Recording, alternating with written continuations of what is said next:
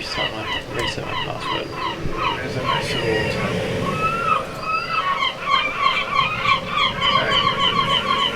changing the noises. Okay. There we go. So, we're up to session number 10 of this storyline, which is not bad for still being first level. Apparently there is a couple of angry players who would like to be a little higher level. From the Friday group, you mean? Yeah. When we get a level next, I said, well, as long as you're willing to give up 6 months of the game time, you can level. But they're also a completionist. They know who they are. So, do we know who they are, question mark? Well, I would say their name on camera. Fair enough.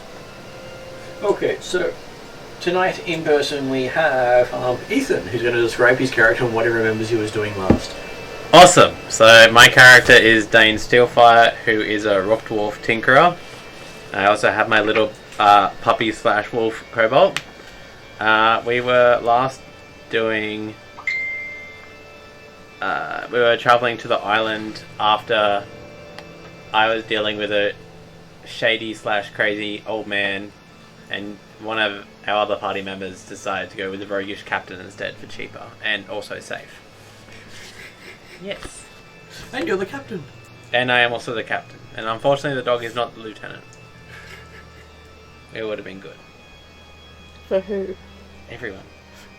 And then we have Susie, who's also at the table. I'm playing Nexa, a half-orc human barbarian. I was the ex-captain, and I'm kind of happy not being in the spotlight. That does work well. Okay, online we have 3 people at the moment, with a 4th expected to attend. So we have, first up is, well, on my list is Mark. Hi, I am Pink Stout, chef extraordinaire. Hopefully still two IC to the party. I don't know about this yet. That's why the shit. But I'm still determined in this session. But I've been baking for the local Pathfinder Society due to excessive orders of my pastries, especially from one particular female who likes to get me to come over and personally deliver it regularly. But that's another question for later on. So. Yes, you have done quite a few different things with that one. Okay, so next across we have Jeremy. Yes, playing Cordar, a half-elven fighter, would-be hero of Sandpoint. And eventually will be again, I'm sure. Well, that's the plan. After that we have Victor. Hello, from Brazil. I am playing Kangacero, short for Kangacero. He is a druid, half-elf, that wants to get to be a Pathfinder, but he also don't like society very much. I don't know about anything about technically your politics and lieutenant. such. Oh yeah. He's been a great lieutenant so far. So that answers your question for you, Mark. You were demoted while you were away. I'll have words to this druid later. I'm happy for you to take him over from him, to be fair. Well, Kanga is very useful as lieutenant, you know. A bit naive. He is extremely useful, except for the fact he might lose the Wayfinder at some point during the trip. Yep. And he was so good backing up the captain in the negotiation towards at the beginning of the adventure. Considering it is one of the anatha to his druidicness to keep the Pathfinder for a long period of time. Yep. Which I thought was a great choice of lieutenant. Watch your back there, Kanga. Don't mind me. Moving on, you are travelling through the ocean. You have had quite a few interesting trips through the mountains that the capital of the world is built on as you head towards one of the neighbouring islands. You had an encounter with horse tracks that you ignored that turned out to be centaurs. You went through a forest and set a group of shadow cats onto the following group. How do we do that? Your group did set the shadow cats on them. You said, the next person coming through. Oh yeah. Great. Was that you? No, that wasn't me. That was Kanga. yeah, it was Kanga. Yeah. No, was it Yeah. Kanga? No, it was Daily, wasn't it? Yeah.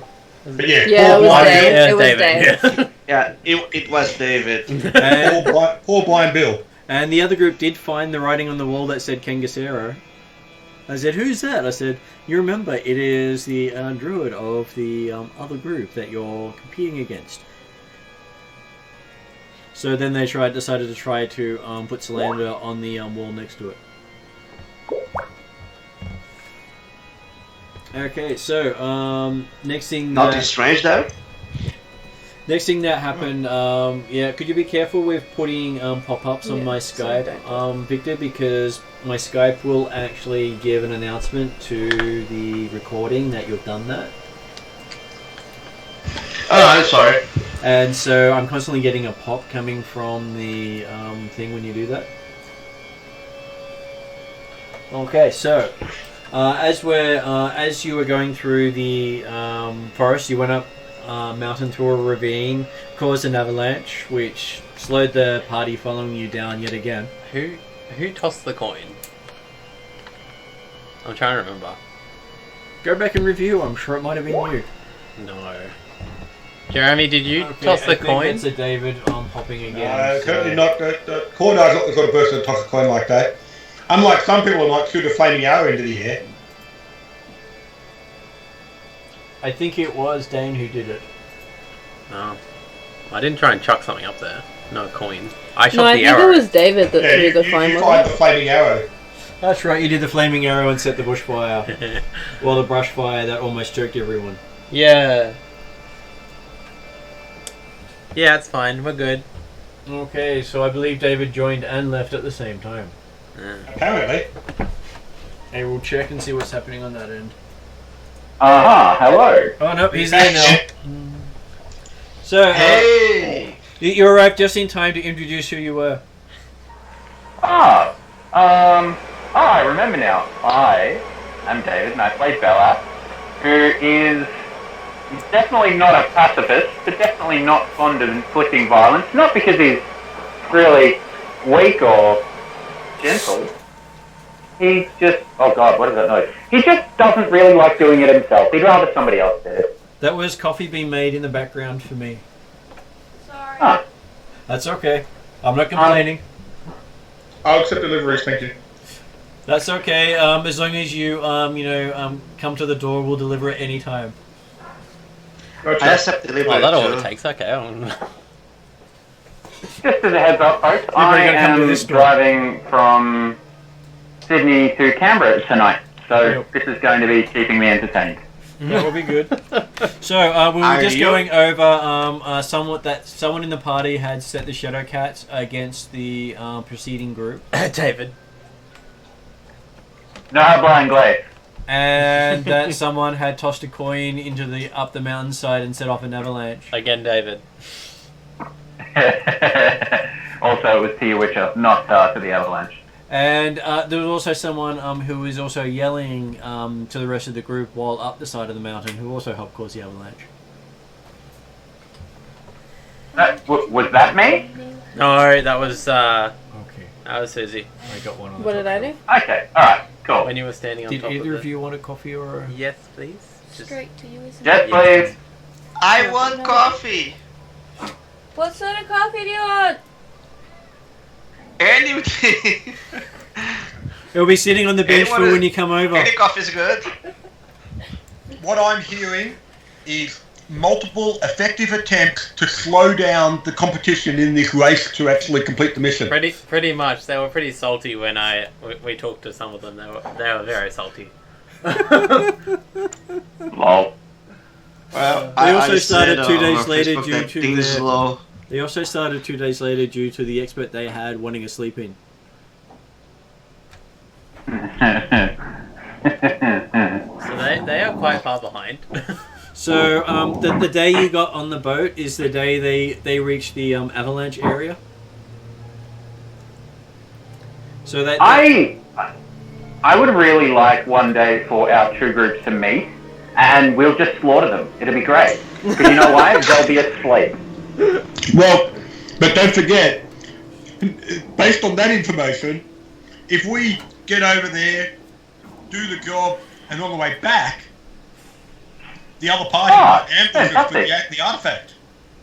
Hey Martin, look, I'm not the DM, but I had a really cool idea for some NPCs. Yep. It's the other party. Well, there is actually a possibility of the other party showing up. Fantastic. And by showing up, do you mean getting murdered? Because that's what I mean. There are more of them than there are of you. Yeah, but they keep That's okay, we're better. they keep getting lost. So you know. They also have an 8-year-old gnome. Speaking of getting lost, have any of you ever driven an overlink coach through the heart of Sydney? No. No, but I imagine it would be a pain. Where am I? Sorry, anyway. Sorry. Oh, good. So, Is he actually driving? you guys are traveling to Escalar, known as the Warport of Absalom. Not sure why it's the Warport. I'm sure you'll figure that one out. Located on the Isle of Eran, north of Quartos, and Absalom is on the Isle of Quartos. So all those interesting facts for you to note down at some point, I'm sure. Ethan, you're up. Yes, I have now typed kinda. We're good. I was distracted by the trial by trolley. Yes, I got the trial by trolleys derailed edition. So I know happiness the best thing. So I played that a few times with other people's versions. It is fun to decide who gets to live and who gets to die. Do we have access to Ethan's typing over the internet? The Ethan's note? Negative at the moment. Just assume it's his character writing it down. Your character's dumb, just like mine. So it works well. Yeah, it's fine. We're fine. It's all fine here. It's all fine.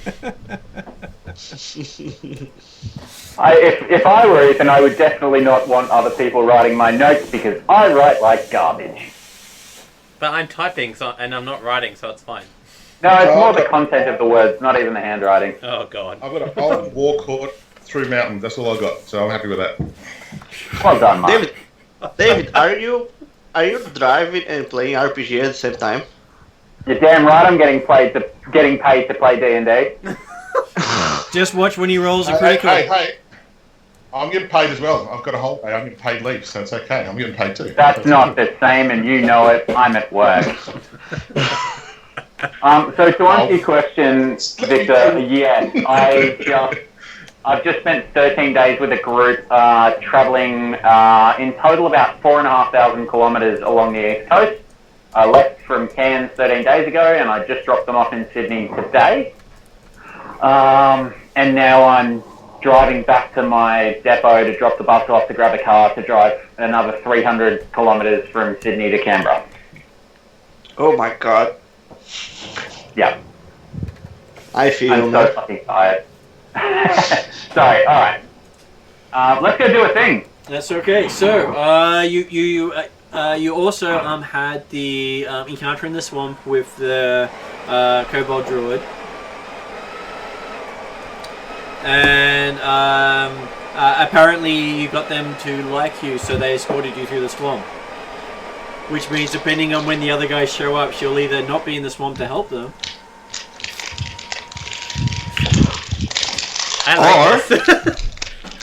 or else she can. She won't attack them either necessarily if she's not there.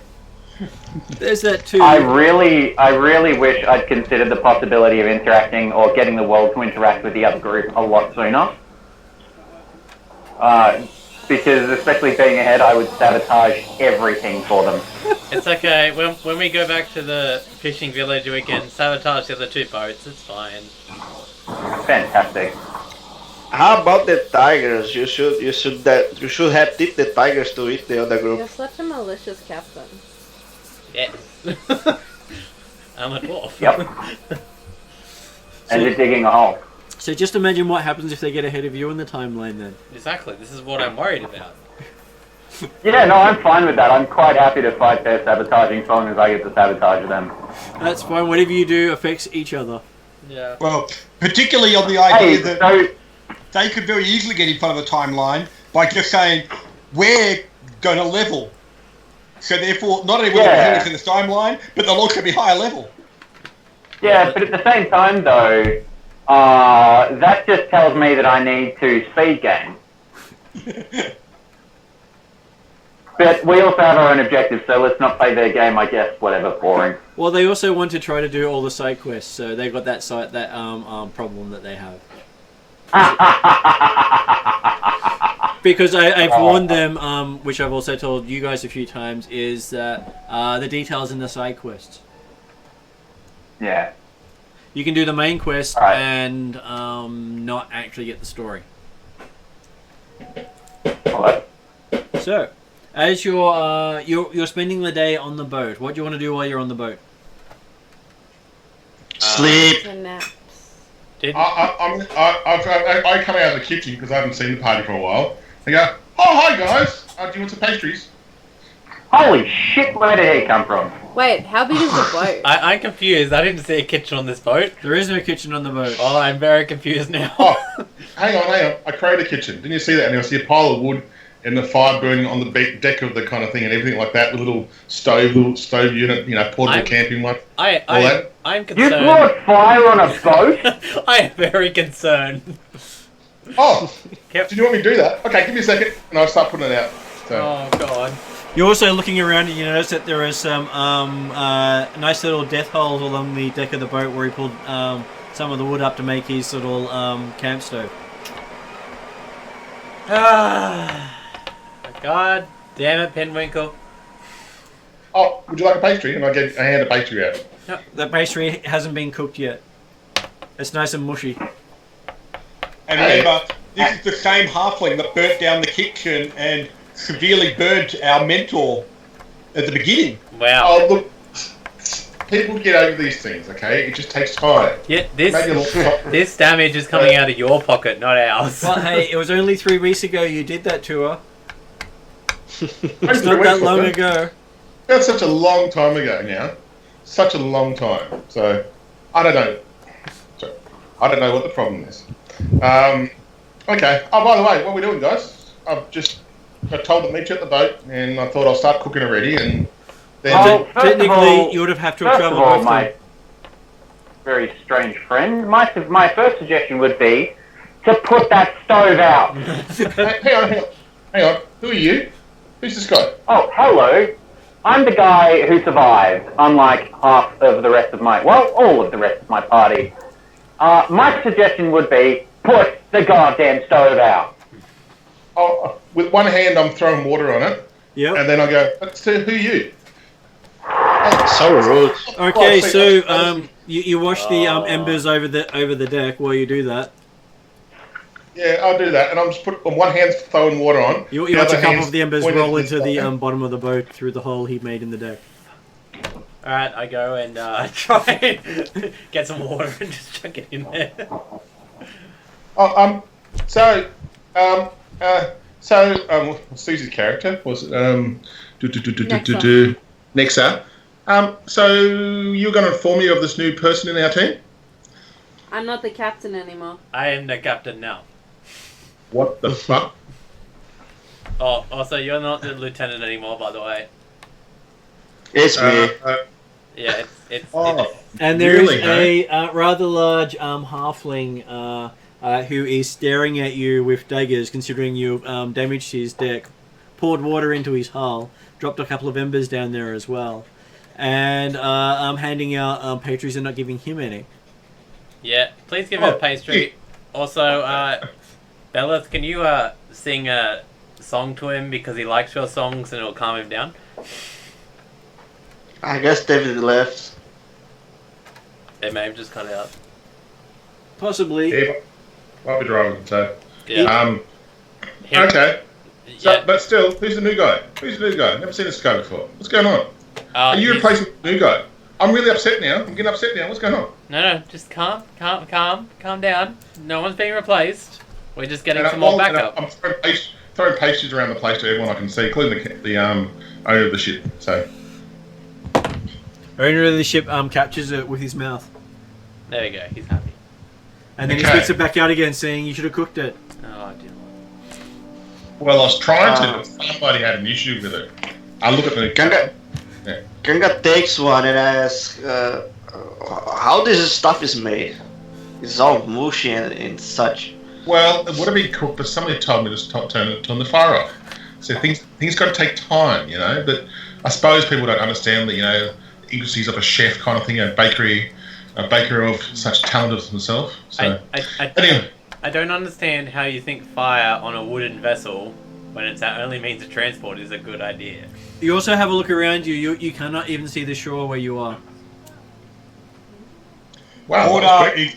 Cordar's just standing in the prow of the boat, watching ahead, actively not looking at what's happening behind him.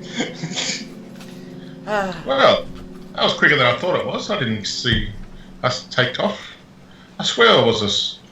Maybe I was too busy cooking. Oh well. Thank you. Well, Anyway. you've been told you got 24 miles to cross of open water to reach Escadar Escadar? What are we doing? 25 miles. at 24 miles. Which will take you 12 hours to cross. So on the ship. How about a good sleep, everyone? Escadar. What are we doing, Says guys? Kanga is just lying down. I'm confused here. Firstly, I've been sacked as 2IC for this druid. And No, I do want to suck. I mean, you didn't get sacked. We just kind of got reassigned by the Pathfinders themselves. They so- wanted to see how everyone could go as leaders, so we're rotating. Yeah. Well, so- let's face it. It If you wasn't- only just noticed you've been sacked, there's probably a reason. I'm not talking to you, Cordar. Stay to the boat there, thank you. Alright. Okay. Well, what are we doing anyway? Because I got told just to meet at the boat and just provide pastries. That's all I got told. Mark, your character will have travelled through the wilderness with them, with having to be the porter for the expert who's carrying stuff. Yeah. We also have to. This is an escort mission, so we've got to escort her to an artifact, get the artifact, and get back to the city. And we also have a deadline. Okay. Fair enough. And there is also another group that is following us at some pace, and we may run into them, and stuff. And there's So also I another kill- group who's competing against you. Yeah. Not just for the Pathfinders, Yeah. the Apis Consortium themselves. So we have to kill it. Okay, gotcha. I got it. Can be done. We can try. Wonderful. Sure. And this is your final test to become trainee Pathfinders. Okay. While I've heard about this other group, I kind of like, okay, give me a second, and I scroll off to another section of the boat and start scheming to the other group. Hey guys, I just had some technical difficulties. I'm gonna have myself on mute, so I'm listening. Okay. Sort of got most of that saying that you're going to be on mute, but I'll understand. He said technical difficulties. Well, he still hasn't told me who he is yet. That's okay. Look, I'll just keep pointing and going, I need to know about that guy, but I'll worry about it later. So I'll go around the other side of the boat. So Calder's at one end, I'm at the back of the boat. Yep. And I'm scheming with things I can do to this other party. That's good. That's good. Maybe back, What else kill is them going and on the boat? poison them. I'm pretty keen to nap. I'm pretty tired. Okay, next is just gonna nap. Nexa has one of the best sleeps she's ever had, even though she's on water. I'll, She's never slept on water before. This is the first time you've been on water that was deeper than your ankles. I'll talk to the captain to see if he's got any tips for Escadar or anything else. Yep. He speaks to you in a language you don't understand. What language is it again? Wait, no, he was talking to us before. I know. He gives you tips in another language. Is Nexa sleeping close to Kanga? He uses a halfling tongue. Wait. Halfling. Yeah, he's We, a halfling. Pinwinkle. I need translations. Okay, just went to turn my kettle on. Translations, hey? With the captain, I should? Yes, please. Not that silly other person who kept yelling at me? Oh, I'll find his name out later. Anyway. So, Captain, what's the deal? Have you What's paid me the yet? GO? He sticks his hand out and says, "Have you paid me yet for information?" Okay. I don't know. Let me confer with our leader. Have you paid him any money for information yet? At the moment, no, because you didn't say anything that I could understand. Okay. That's a negative. There, Victor. Just ask how much. How much do you want him to fork out? As I'll say that. and in halfling, he says to you, "As much as he can afford." Okay. 5 gold. He also says he'll split it 60-40. He'll take 60%. You can have 40%. 10 gold. No. I think you're really upsetting him some way. I don't know why. I look at the hole in the floor and I look at you. I think that's my cause. Hey, you're the one who did this. I'm under your direction. I'm not 2IC anymore. Even worse. You're the leader. God damn it. Just gold. You're gonna have to pay for some of this as well, you know. Let's see how much money I got. I can't remember how much I had. How much do I have? How much do I have? I have 0 money. No, I have 11. Was it? No, 100 silver. You got 100 That's one. silver. So you've got the equivalent of 10 gold on you. Oh, you should be able to have 10 gold on me. Okay. Just the I'll put right in half. amount to hand over. Okay, I'll put in half. Alright, I'll put in 5 gold. Okay. Kanga is sleeping. He takes his 6 gold from you.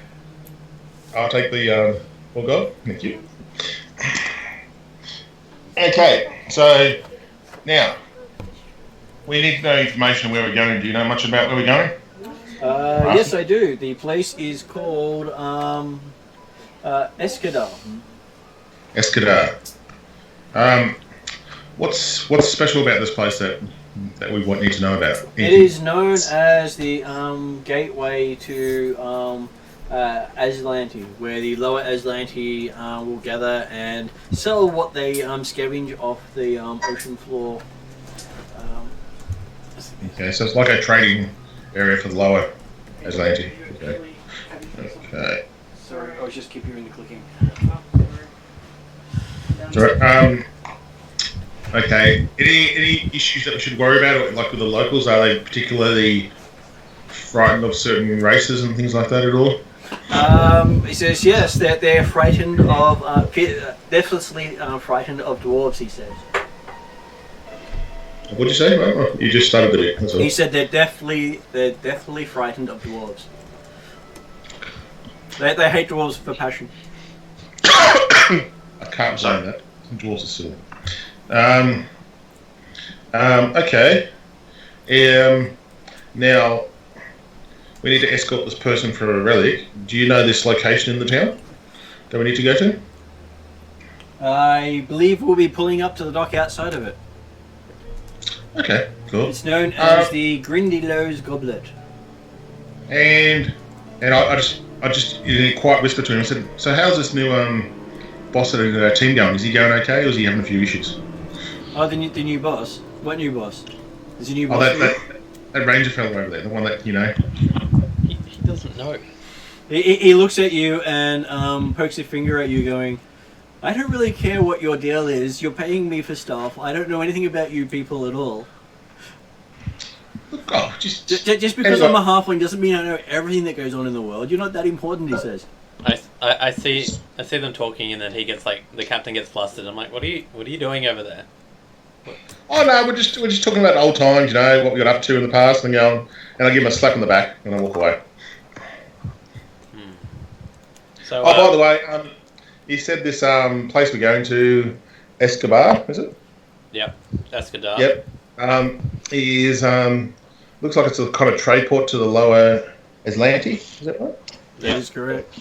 Yep. And they don't like dwarfs. Great.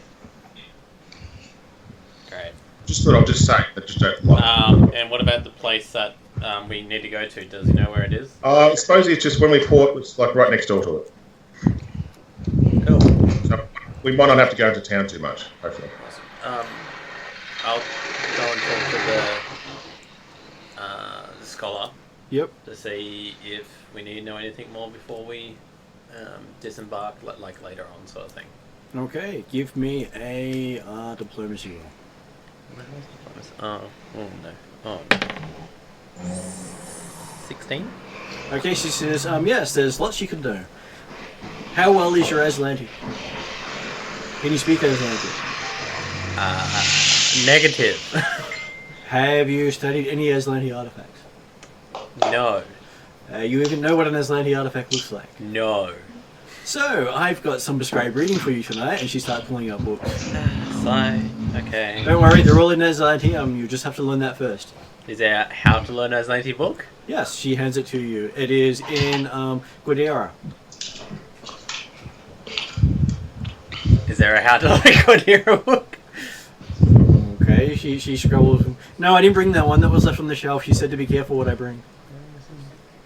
Oh wait, Shoanti. Was it Shoanti?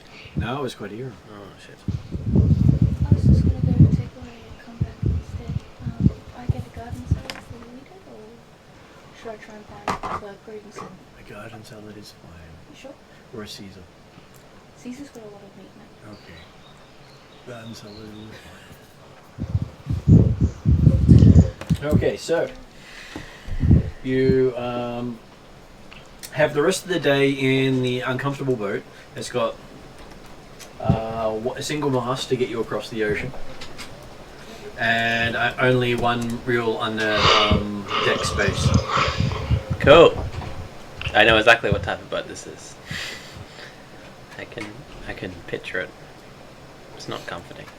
Okay, and sometime that close to sunset, you can see the island of Iran come into view. Island of Iran. Yep.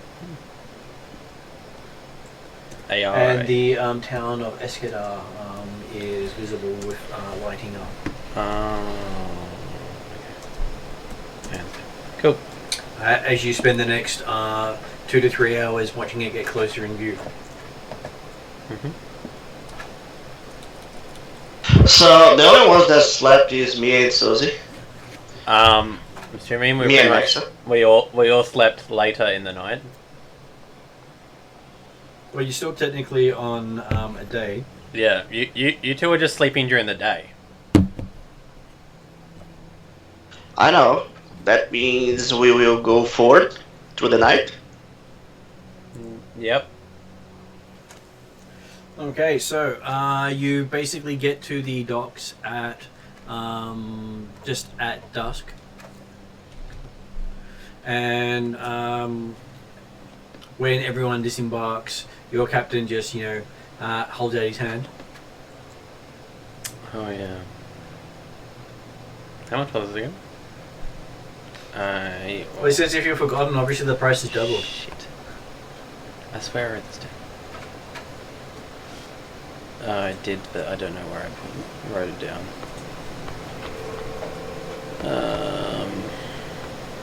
Wasn't it like 4 and then 8 or something? Yeah, I think so.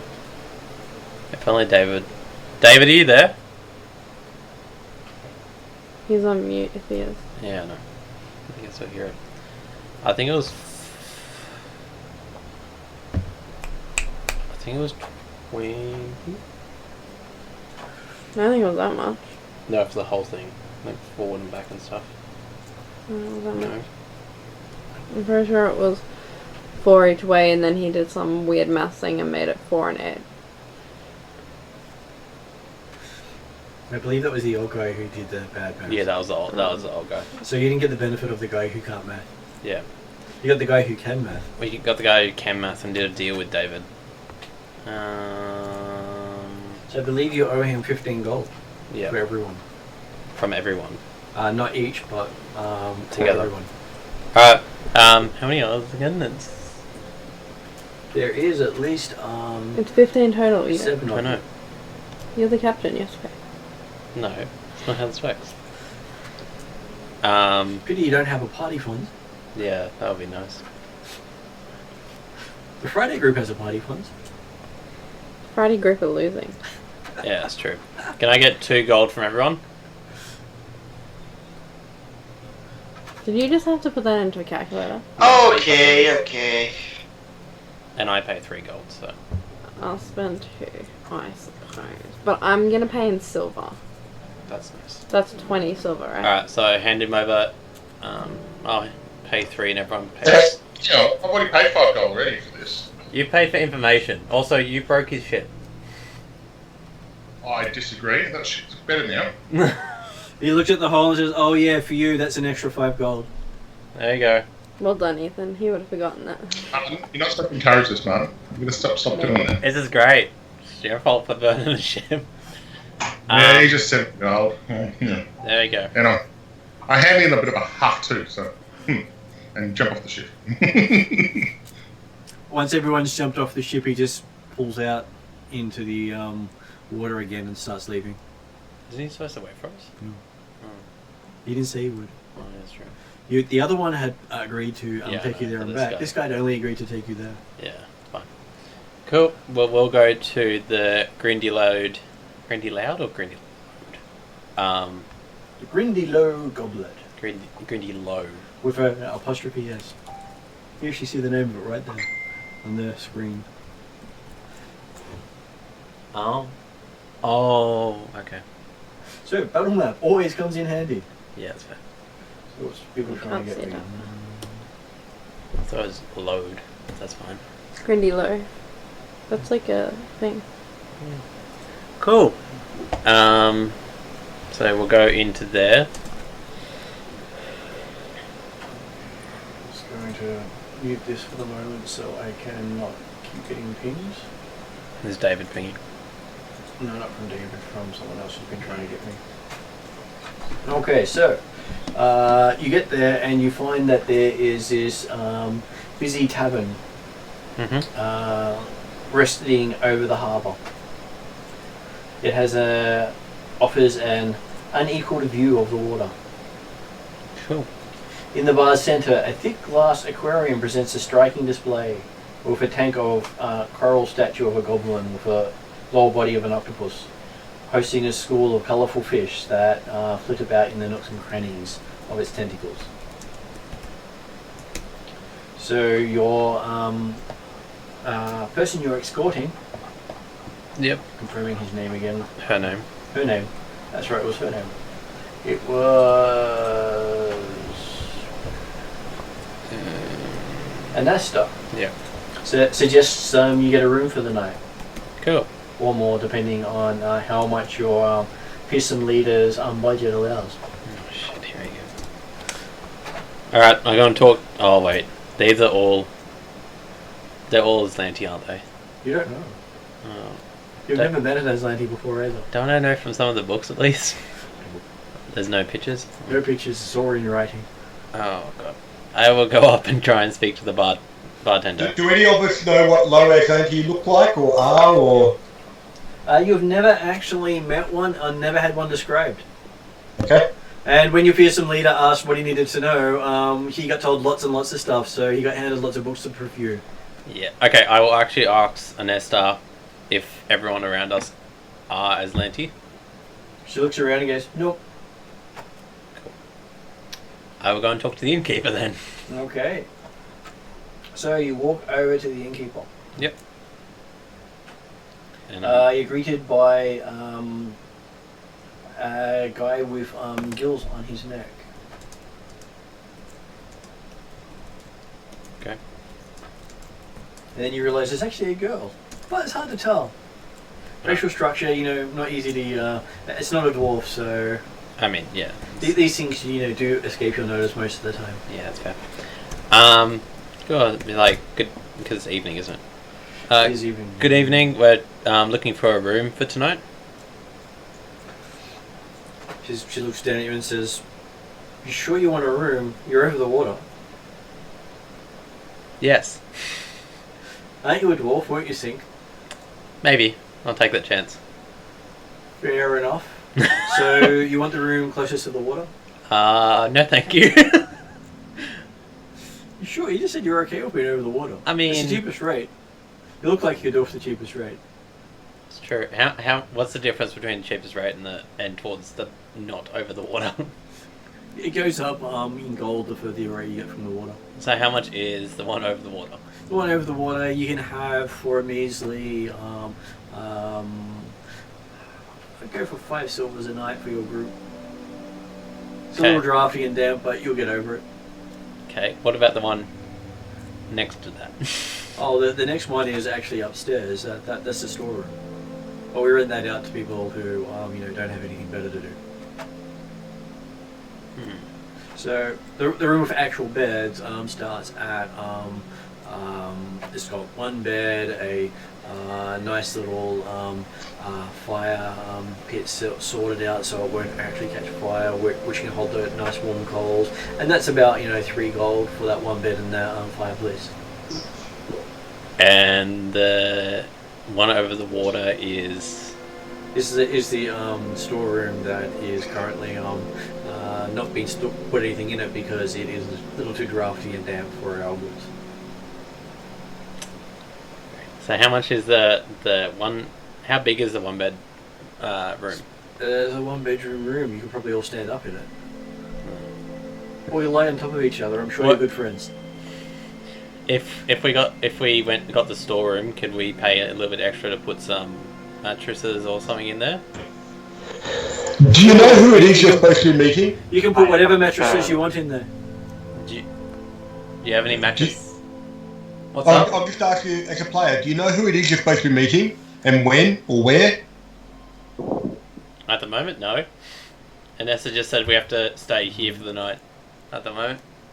Yeah, but like when you had the conversation with the Scholar. faction leader who actually sent the original mission, who were you meeting?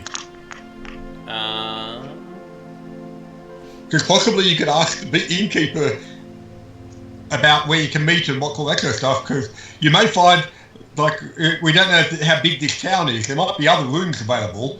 So. We're looking for Drangle Drang. Drangle Drang? Yeah. No, Drangle Drang's Drangle Drang was I don't have anyone written down that we're meeting. I did. He was the artifact of Aslanti origin, escort relic brokers, and then on the seafloor as well. Who was the artifact? Yeah, but we've already met Drangle Drang. He's the guy that gave us the map across the island with the route we marked. He's the quest giver. Oh yeah. Okay. Yeah. That's I don't think we have anyone that we're supposed to meet. If you're gonna wait for him to arrive to do your meeting with, you might have to wait a while. No. Okay. I'll ask Nesta who we're actually meeting with. She says you should be meeting with a representative from the Lower Atlantic. Do we know when and where? Oh, they're supposed to come to this tavern.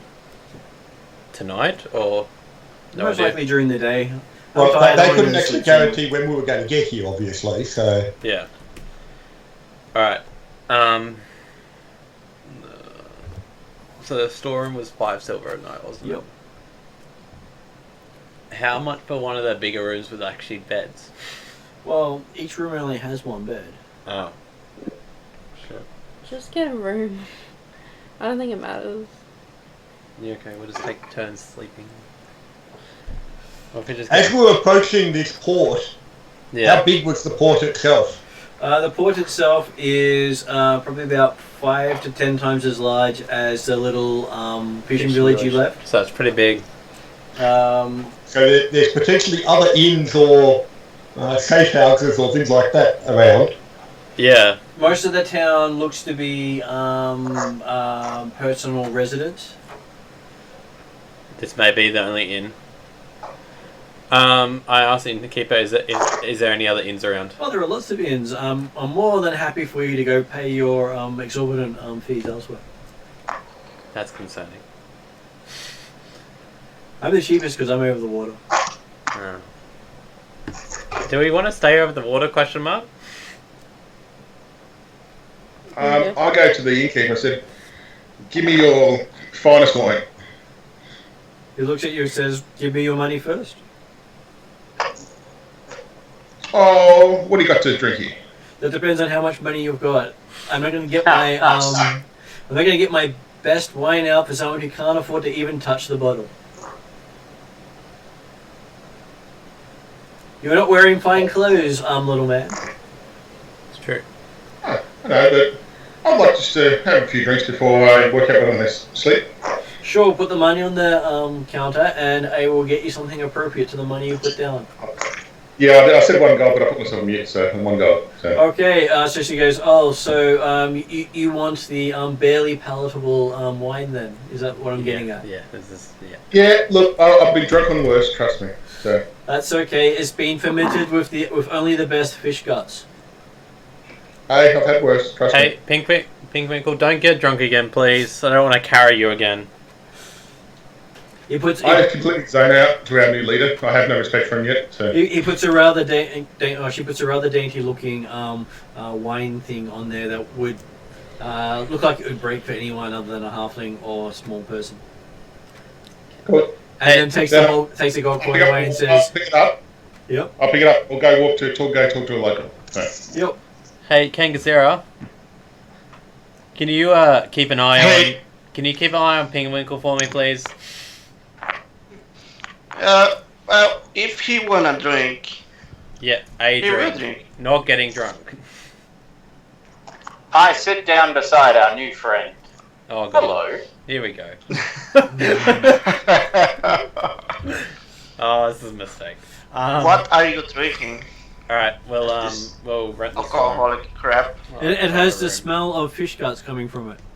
The storeroom. Ah, Oh, No, there the Ah. wine. Do you reckon a room or at least it's natural. how much is the storeroom and the room? Is so 5 silver 5 silver for the storeroom and 3 gold for the room per night. per night. Yeah, okay. We'll get the And she does. The barman says they have about 6 rooms available besides the 2 that you've talked about. Hang on. Wait a second. Wait. Yes. How much are you paying for a room? To actually get one with a bed and a fireplace and stuff is 5. But I might. Bed. I'm gonna. Bed would be preferable. Okay, well I will get you to diplomacy her then and barter. I look to her. So 5 silver a night. She looks at you and goes, so 5 silver a night for the room with a view and sea breeze. Yes. Come now, 5 silver a night. Surely we can do better than that. We can. For 4 silver a night, you can sleep on the porch. Look, how about 3 silver a night, I can push you into the ocean myself. That's very nice of you. I'm not awfully fond of the water. I appear to have a separate personality who's also not fond of the water anymore. How about I entertain your wonderful patrons and we think about maybe a little bit less? Sure, if you can entertain the 3 patrons that are here, not counting you, then I will give you a copper off the price. That's a huge discount from me. I hope you appreciate the thought. I do appreciate the thought and the potential generosity, but This thing hasn't Sure. got any diplomacy yet. surely we could come to another arrangement. Okay. As far as I'll go is, I'll go for 2 coppers off if you can actually make someone laugh. What about if I make them sing? If you make them sing, I'll kick you out. I can't sing very well. I've heard it. Oh, fantastic. Right. Well, just give me a moment while my player checks my character sheet while he's not driving at the moment. Yeah, I've got it open. Yeah, Ethan, can you tell me what my spells are again, please? Oh shit. Just spells. You've got Stabilize, Divine Lance, Message, Light, bonus spell? The first level one. Oh, okay. Command, you got Cast Charm and Heal. Yep, cool. Okay, well, how about this? How about we do 3 silver a night if I get one of your patrons to laugh until they cry? Is this for a room? Yeah. No, this is for the storeroom. She Sorry. says, okay, for the storeroom, then, yes, if you can make them laugh till they cry, you will get the storeroom for 3 silver pieces. No. I'm silly, but I'm not dumb, my good friend. Well, you're bartering with someone who has, many people coming in and expect to fill those rooms up, so why would I undercut the price? Because none of the other patrons are quite so handsome as I am. And because I am the only Robin Hood with an English accent. Okay, she looks you up and down and says, but aren't you a little short for a Robin? Aren't you a little tall for a little John? She looks you up and down and goes, no, I don't mind a little John. Oh god. Well, how about a discount for a little bit of John Little? Yes, sure, can you breathe underwater? No, but I can breathe between 2 very cladded thighs. Sorry, what? Who said that?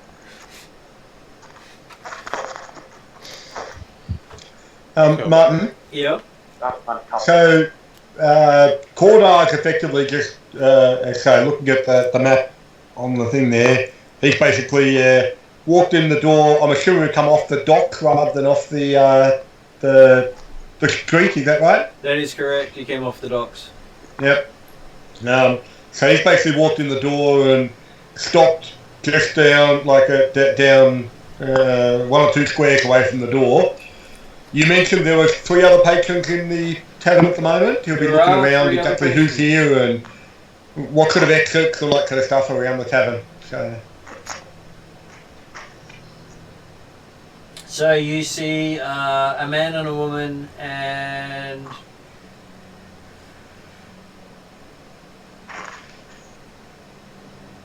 just getting the there's a man and a woman and sitting at one of the tables, and a bit further around is a what looks to be a gnome.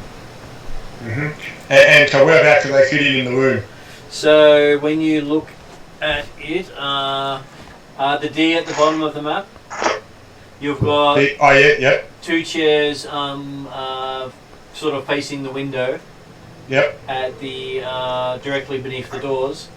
Yep. So that's where you see the 2 men, and the little gnome is sitting right next to the water in the centre with the 2 seats. Okay. So Cordar's standing basically halfway between the door and the 2 sitting by the window in that case. And yes, Cordar's making a private mental note saying, so she's claiming she can fill her rooms for the night when her tavern is so obviously overflowing with patrons at the present time. I'm going to talk to the gnome while we take my drink over. Yep. And I'll try to do... Oh, sorry, you're right. I was going to do just chit-chat kind of thing, so... Okay, you wander over to the gnome. You can see he has this really youthful appearance to you. He looks up and says, sees you and sighs. That's it. So he's hot tall me. No, he just sighs as you sit down across from him and says, so, what brings a young one like yourself to my table? Well, I'm here to have a few drinks, and I thought you look like an interesting character, so I thought I'd introduce myself. Pinwinkle Stout. Sure. Pleasure to meet Tell me something I haven't heard before, and you can sit down and stay. Well, I like burning kitchens, supposedly, of Pathfinder Societies. So I say that. Sure. Tell me more. I go through the whole story where it's not my fault, it's somebody else's fault. And I discuss it and go da-da-da-da-da, and they go, yeah, so that's how I've, joined this, and I motion my eyes over to the people behind me, this crew kind of thing. So you find yourself spending over an hour describing your whole escapades with blowing up the kitchen. Meanwhile, we just get the storeroom for the night because we can find something better tomorrow. Yeah, can you just roll diplomacy and see that conversation when that roll went? You got 20. Cool. So yeah, I'll just keep On the talking to dice? this guy. So yeah. Huh? On the So I'll dice. just talk to the gnome kind of thing. So, and I'll ignore everything else what's going on. So. Okay, so at the moment you're still talking to the gnome. You'll be talking to him for a little while. No, Yep. it was 14 on the dice, but you've got +6 in diplomacy. So yes, you start chatting. You continue chatting up the barman and the barmaid. I mean, she seems to be the proprietress of the establishment. And while you're chatting to her, there is a loud commotion coming from the north door as people start streaming in. Here we go. Apparently, all the businesses in town shut for the evening, Yeah.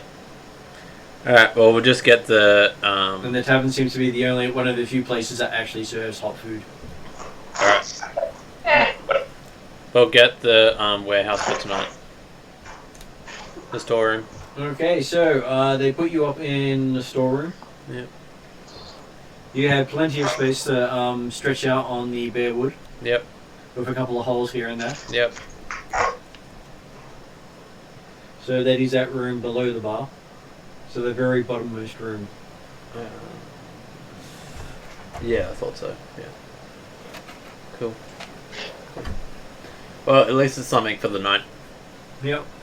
And then you hear the sounds of music and rowdiness coming from the other side of the bar. And every now and then the doors burst open and she grabs other stuff that's sort of sitting off to the side.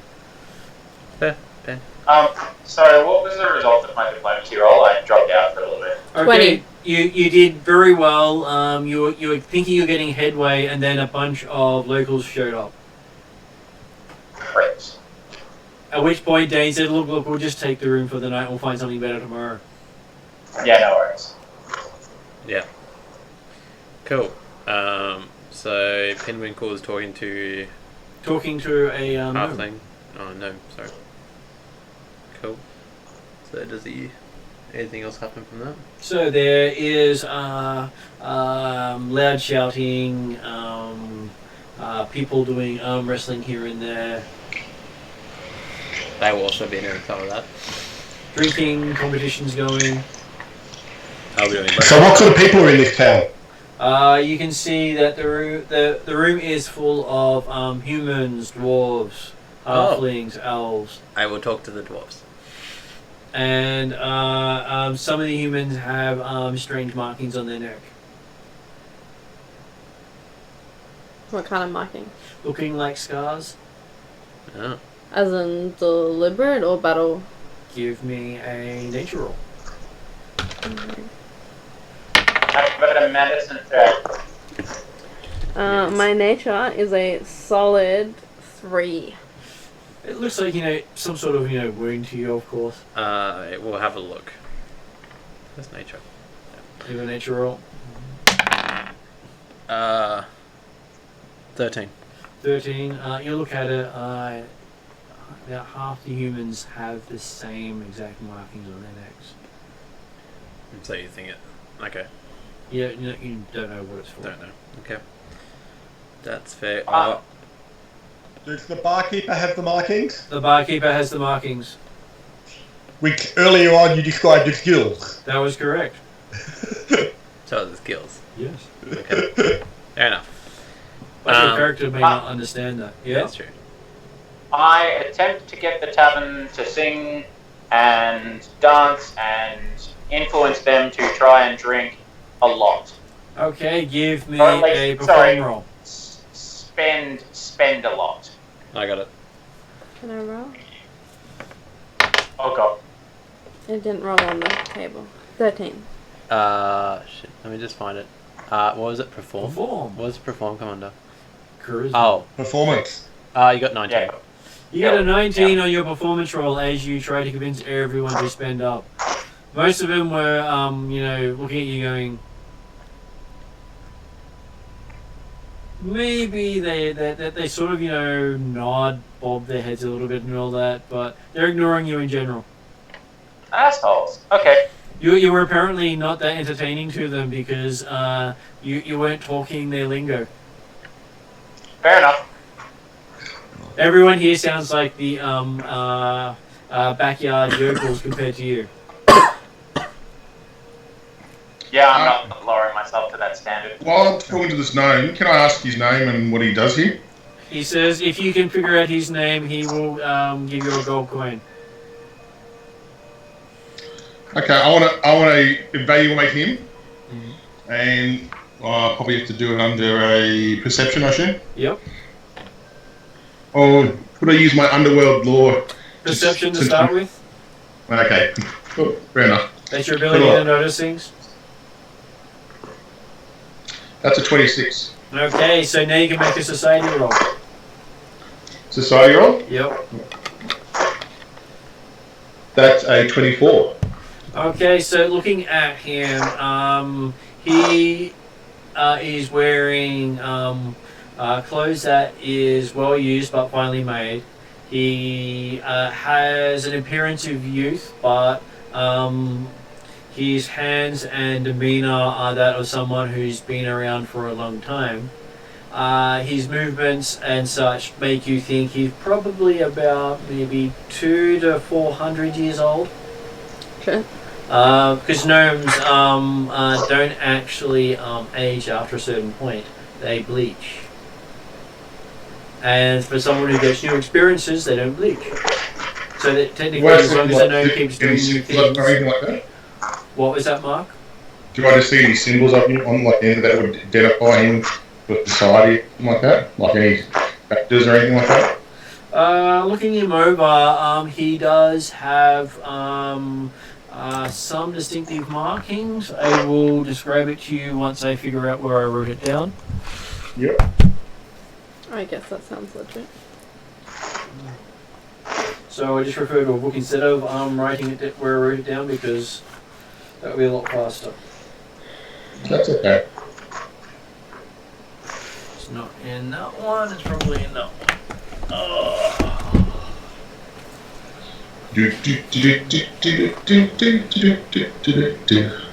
Bit of child music. Okay, so here we go.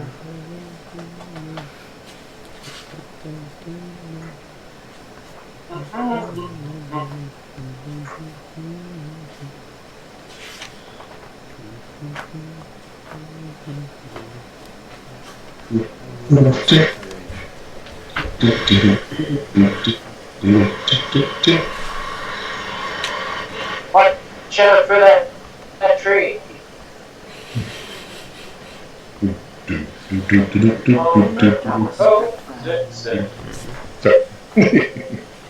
Yes, George of the Jungle is an amazing thing. David, my character's a halfling rogue for you, and he's the background of a detective. So. Background pain in the arse already. Love it. Oh yeah, I get worse than this. Trust me, you haven't seen anything yet. Oh, yeah. I need to light another stove on a boat. Yeah. I did. I'm also a trained chef too, so yes. Yeah. Whether I'm a goodly trained chef Also or not, really good at burning holes in boats, apparently. suppose that's where I destroy kitchens. Suppose I don't have an issue with that. So, Why are you just so good at doing it? oh well, as I said, I believe in the craft. I don't believe in the afterthought of cleaning up. So no. Okay, so what you actually see on him with your really good roll is he has an infinity symbol in two circles that overlap within a circle. Okay. What would that mean to me at all? Affinity Give symbol? me a law roll. You have a Law. decent. You got your underworld law, so give me an underworld law roll. That's hilarious. That's 3 19s in a row. I love it. 24. Okay, you recognize his symbol as that of the Aspis Consortium. Aspis is it? Yeah. Which, if you've been paying attention, is the rival group. One of Is it? the rival groups, yeah. Uh-oh. Martin, can I do a medicine check to see those scars that we were talking about before? They're gills, aren't they? You could, but you'd have to do a nature check to actually understand what they are. Ah, that's okay. Fuck nature. I continue to be a dumbass. Okay, give me a medicine roll. Why are you doing that? 19 plus whatever. Which Oh, I'm trying to get that. What's that? I'm getting it. Medicine is +4. Okay, so looking at them, they are not scars. They are naturally occurring features on their necks. They're gills. Can you just roll me a nature roll, please? Raj. You only got a 5. What are gills? Yeah, probably birthmark of some sort, as far as you can tell. It can't be as though it's all of them. That's definitely some sort of weird mutation. Okay. All I'm doing is thinking of Waterworld now. So, yeah, Martin, Yep. after Corda, Corda's been standing leaning against the wall there for a little while, watching all these patrons come in, buy their drinks, sit down, etc., start their arm wrestle big pieces. Corda will go and grab a drink from the bar, having noted, approximate cost for the locals and for the local ale, whatever the equivalent thing is. Yep. Basically, he'll go and grab a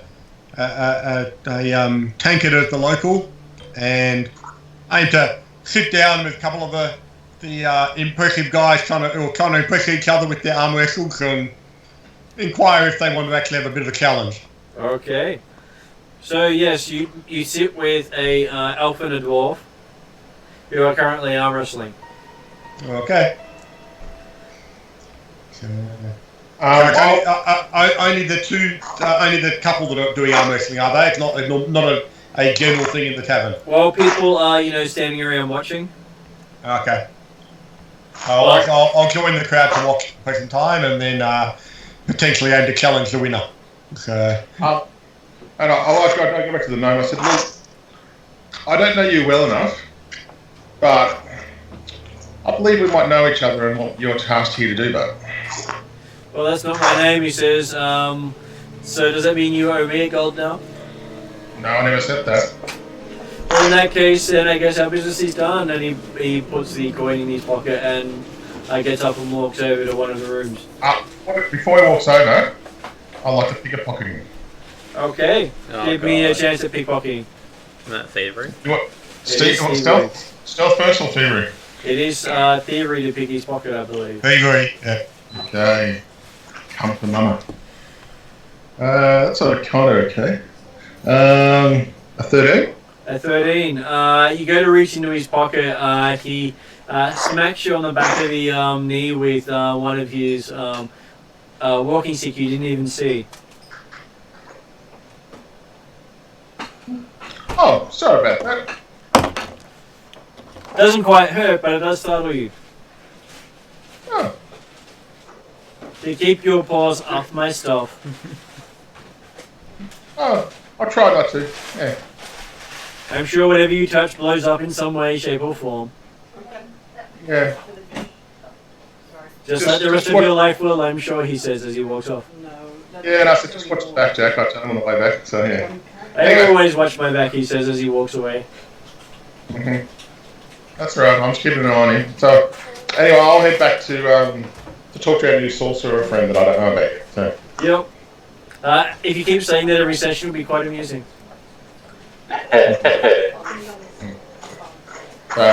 Anyway. But I've been traveling with you for 20 days now. Yeah, but I still don't know you well.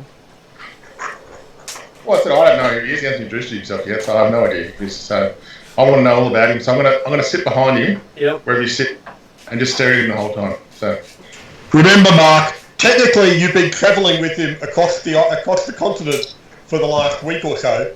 I've been worrying about carrying packages for our guests, and that's all. I haven't thought about. I'm thinking about other stuff. So I had things on my mind. So who's the rude one now? Yeah, Mark. I don't know. No, it's fine with me. So I attempt. Actually, can you just give me a perception roll on that one to see if Shorty's watching me? To see if I see Shorty. Yeah. Give me that 50.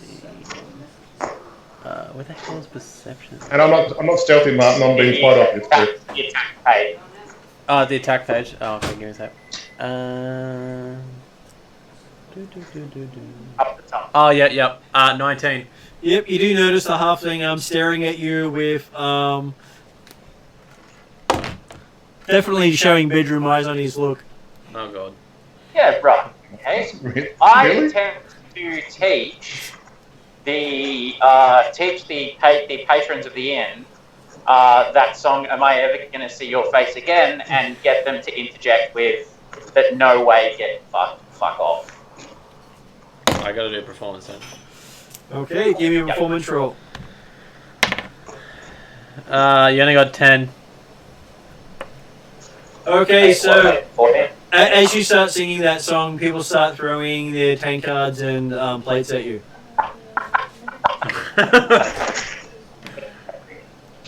Not Kanga. Kanga is clapping.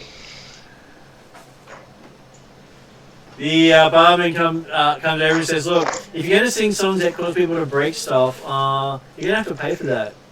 Oh god. No, I'm sure you can chase them down for breaking stuff. That is, in fact, their fault. Well, you incited it. No idea what you're talking about. We're trying to sing a song to get them interacted. No. Now, Can't is he just? answer. Hey, Martin, is our new sorcerer distracted? Yes. Okay. Do you want to roll that perception for me for whatever he's about to do, please? Raj. With disadvantage. What's this? No, I want to stealth roll over twice to the the couple, damage. so Here we go. he doesn't notice. Alright. So I wasn't going to pickpocket you. Don't worry. Ironically, I rolled a 15, then a 14. So that would Nice. be about a 20. Yes. Okay, so what were you trying to do, Mark? I'm going to stealth over with a 9 to the couple that we were talking about before. Okay, And have a so you out of the corner of your eye, Balath, you see Pimwinkle doing what he thinks is a stealthy dance. As the entire inn stops and turns and looks as he does his tiptoeing with the look of a field mouse going across on its bare feet, rear feet across the room. Can I bellow across the room at him? You can if you wish. Yes, please. What do you bellow? Saying, that's not sneaking. I just is he within hand distance of me? No. The ranger? No. I'm over Okay. at a table with dwarves. He's at a table with some dwarves. So one of the dwarves in the tavern is yelling at you as you're doing your stealthy move. Okay. Your stealthy move. Okay, and I go, and I've got my drink still in my hand at the time, so I'm doing this with the drink in hand, so it's definitely, might have spilt, I'm not sure. And I just go, why, hello, I'm Pigwinkle's Tavern. What is your names? Okay, one of them looks at you and says, "Hi, my name is Shialo." Can you spell that? And you, sir? This is my friend. Her name is where is the name? The name is there somewhere.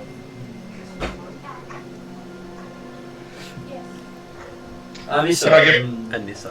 Can I give them? Yeah, sorry, mate. Yeah, go. That's okay. I've said it twice now. Okay. I was going to say, I was going to give him the once over too, see if I notice the same symbol. Okay, so give him a once over. Yep, How here's would you like perception it? roll. Do-do-do-do. Okay. That's cool. That's 24. 24. Okay, you can see both on him and the extremely muscled girl next to him. They both have the slits on their necks. Oh, they're both okay. And I just go, So I assume that you're locals here, and I do point and to the. he says, so what gives that away? Tiny one. And I just point to the neck bit where they got their slits. I think. Would you like one yourself? Not really. Not a fan of water. I do apologise, but I'm not a fan of water. Well, that's your loss. You are but a child, aren't you? Where are your parents? They're back in Magdamar. You can just hear me screaming Pinwinkle's name from the other table. Oh, so your dad over there must be calling for you. He's my dad. He's trying. See, he's my actual servant. So he's actually not my dad. He's your servant, not your dad. So where's your dad? Oh, my dad's back in my hometown of Magdamar. Then are you a bit young to be here drinking? Yeah, as he takes the wine glass off you. No, I'm old enough to drink, and I try to take the wine glass back. Look, How old are you? you don't even come up to my waist. You're obviously young. No, look, I'm quite old for a halfling, so. You're a what? Halfling? You sure? Yeah. Look more like a child to me. Oh shit! I just saw the dice then. Crap. Yep. A child? No, I'm not a child. I'm a halfling. Well, have you never seen a halfling before? No, here. Let me just He sort of pats you down to see if you're real. You're not a figment of my imagination. Get a perception on that one, please, Sure. Rog. just to see if I notice it. 15. You notice the guy at the table give Pinwinkle a bit of a pat down. I go to a corner and very, very gently play Sweet Child of Mine. I'm trying to think of Bogan songs. And I will keep an eye on Pinwinkle. Penguin will go, I'm definitely not a child, and if you keep patting me down like that, you're likely to lose a finger. Sorry, Ethan, sorry. Oh my god. Hey, he says, well, I'm not into children like that. I'm sorry. Oh, damn. Wow. Oh, okay. Let's see if how upset Penguin was going to get me. Why did that flash? He's upset, and I ignore him and talk to the female, so I assume it's the guy that was hit me off. So what do you guys do for fun around here?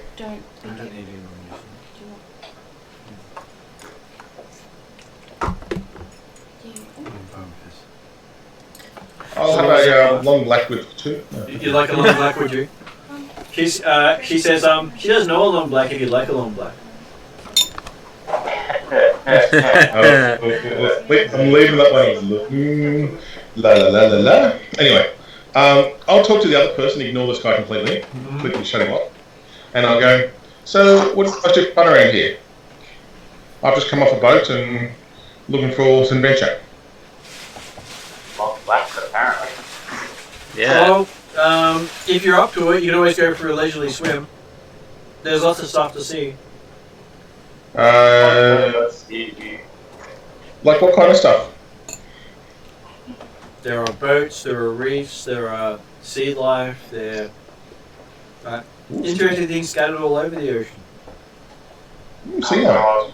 Can you know I'm getting flashbacks from work at the moment? That's concerning. I go up to the Great Barrier Reef and stuff. So, okay. Is there anything else you guys do around here? Like any news of what's happened recently at all? Yeah, we drink, we celebrate, we watch halflings get swindled.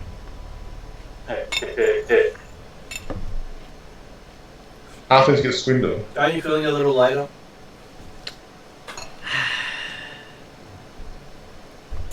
Oh. You reach around and you find that your money purse is missing. Where's that halfling? Or can I I rolled a pretty... Would I have noticed anything about... No, because you didn't give me the roll, did you? Damn it. Okay. The roll was that good then. No. They roll against your perception roll. You don't actually get to roll in return.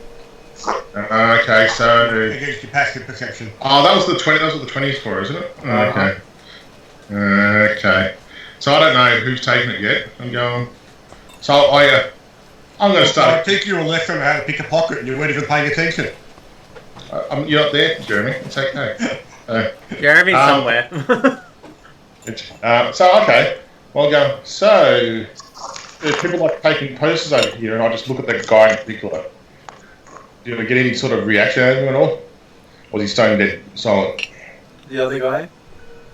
Yeah, the guy that I thought originally was patting me down before. He's currently emptying your purse on the table in front of you and laying it in nice little piles. Okay. Well, I'm going to... Hang on, this is going bad. Okay, I'm sorry, Ethan. You're going to... that's alright. I'll go and try and find Gengar and be like, I thought I told you to keep an eye on the halfling.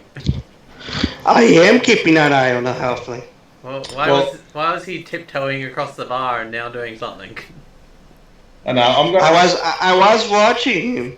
I still watching him. Can I... There he is. You didn't ask me to do anything other than watch. Okay. I go over to There he is. There he is. I didn't left him alone. Can you go and check up on him, please? Like, physically, and go and see if he's okay? He's looking very distressed right He's now. okay. He's there. Just go over there. While he's Okay, looking fine. I'm going to act up behind where this guy's sitting and put a knife in. You flick a knife at him? Yeah, I'll give my dagger and say, now, I think you want to give that back now.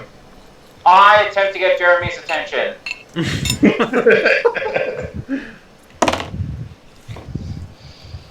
Okay, so you attempt to get Jeremy's attention as the entire room goes silent, as this little halfling has a dagger pointed at one of the customers going, I think you want to give that to me. Under the sea. And it's a halfling you recognize too, who's apparently holding up one of the customers. I get up from my table. Oh, I got this. Alright. I storm over to him, and I scold him like a little child. How many times have I told you to stop messing with people in the dock? They're not your friends, and they don't want to hang around you. Leave him alone, get your stuff, and get out of here. Cool. Wow. I get my stuff, I pick up my purse and all the coin on the table. Kagase is now serious. I very, very... Well, depending upon whether or not the other guy lets him take the money off the table. Yeah, that's what's going to determine it. Yeah. apologetically look at him and say, I'm so sorry. We keep trying to raise him. He doesn't have parents out here. He told us he had to be Magnamar and that one of you guys was his servant. Are you his servant? No. No.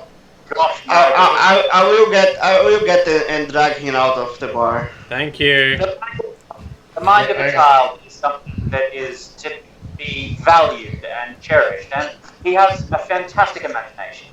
So, are you the person who we're waiting for to sell the item to? He says. Sally, I obviously have no idea what you need. Oh, well, in that case, go about your business. Don't want to talk to you. We are there to trade an item. Before I get pulled off, can I use a thievery roll to pick up all my coins and bag? No? Sure. Yeah, no, I fully intended you to be able to get that shit before you piss off. Yeah. Okay, that's Like, grab your stuff and go. I got a 14 on thievery. I want to do it before he notices. So He actually Big Week outside. he actually scoops it up into your hands because his hands are faster than yours. he gives it back to me, does he? Or? Yeah, he was actually playing with you the entire time. Otherwise, he didn't have to show you he'd stolen your money. I'm still walking over there to go and apologise and see what's going on. I'm getting pulled off by Kanga, so I'm getting pulled off by Kanga, so I'll be taken outside. So. Just take him to the storeroom. Go ahead. Martin, did Corda hear that statement about you come to buy our item or whatever? Give me a perception roll. Someone roll D20 for me? I will. 8. That makes 13. You do manage to hear something about an item. 16, because I'm close. You did hear that he was looking for someone to buy an item. Yeah, I head over to Ethan and relay, assuming he hasn't heard it, I relay the info and leave it there. Alright, I'll walk up there with Jeremy and be like, oh, I hear you're looking to sell an item. I am, depends. So Corda will just stand back effectively working as the bodyguard side of the house for the captain in this situation. Yeah, I said, yes, I am. I'm so sorry you have to put up with him. Thank you. We are trying every day. And I apologise for anything that he did. You might want him to put a chain on his purse. Yes. Even then, I probably could have stolen his pants without him noticing. Oh, lovely. Okay, thank you for giving back his gold. Well, I gave most of it back. Can you give all of it back, please? Well, he's left. He didn't count. I'll take care of it, please. Oh, if you're going to take care of it, that's all good then. I don't need to do anything. That's so nice of you. Anyway, you're looking to sell an item? You're obviously the leader then, he says. Yes, and you're looking to sell an item? Yes, are you the expert?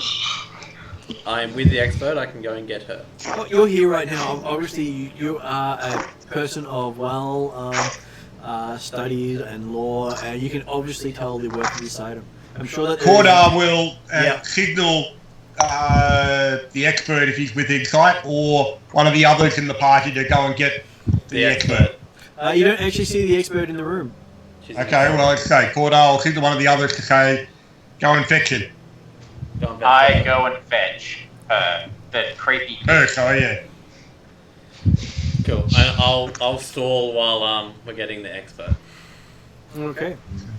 So yes, you have to stall for about 5 minutes because that's how long it takes for them to actually get her to get up. Yep. Feel comfortable enough with how she's presented and come wandering out. Okay. Cool. I'll just be like, well, let me see what you got and we'll discuss. Okay. And I will keep talking while we're waiting for the expert to come over. Okay, so he puts especially since I'm guessing the expert's one that actually got the artifact we're trading, aren't we? No, we're getting the artifact. The expert also has an artifact you're trading in place of. That's fine. I thought we were trading for an artifact. Yeah. Trading an artifact for an artifact. Oh yeah, with the amulet that she had. Yeah. Okay. He puts a what looks to be a about a meter length cylinder with runes and still wet on the table. Okay. And may I ask where you got this? Bottom of the sea. Specifically the ocean floor? Yeah. Cool. So, Martin, there is another bottom of the sea to you, is there? I don't know, there may be. It's weird stuff out here. Yes, Mark? so it was me, I think. I just want to check. So currently, the two that we're now talking to are sitting down in the room, down on the table near the windows, down in the D area. They were the two who were there originally. They were That's right. The couple. Is there anyone in the table in the middle of that D? At the moment, no. Okay, well, Cordell basically standing with his near that table, facing theirs type stuff. So. Yep. Acting as bodyguard. Yeah. Okay, so if you're the expert, give it a look. I will slowly give it a look, buying time for the expert to get there. Okay. Give me a roll to see how well you understand it. Would that be... Do you have any laws? I do have a free law that I haven't put in yet because I have engineering, and I suppose I would go law from reading up on the ship. Wait, you don't get 2 laws. You only get 1. Oh, okay.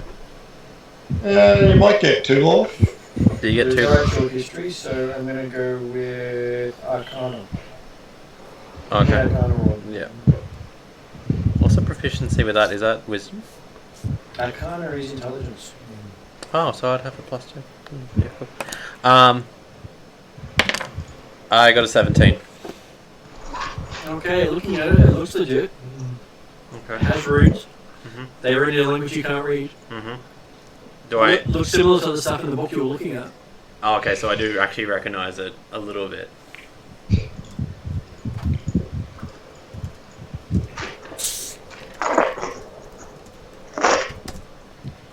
Cool. Cool. I said, okay, this is looking some good. Is David bringing the Yep. expert? Okay, You cool. hear the clacking of the person coming across with the cane.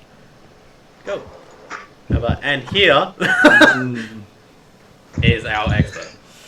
But have you already verified it? Aren't you, the leader? I would like a second opinion from a subject matter expert.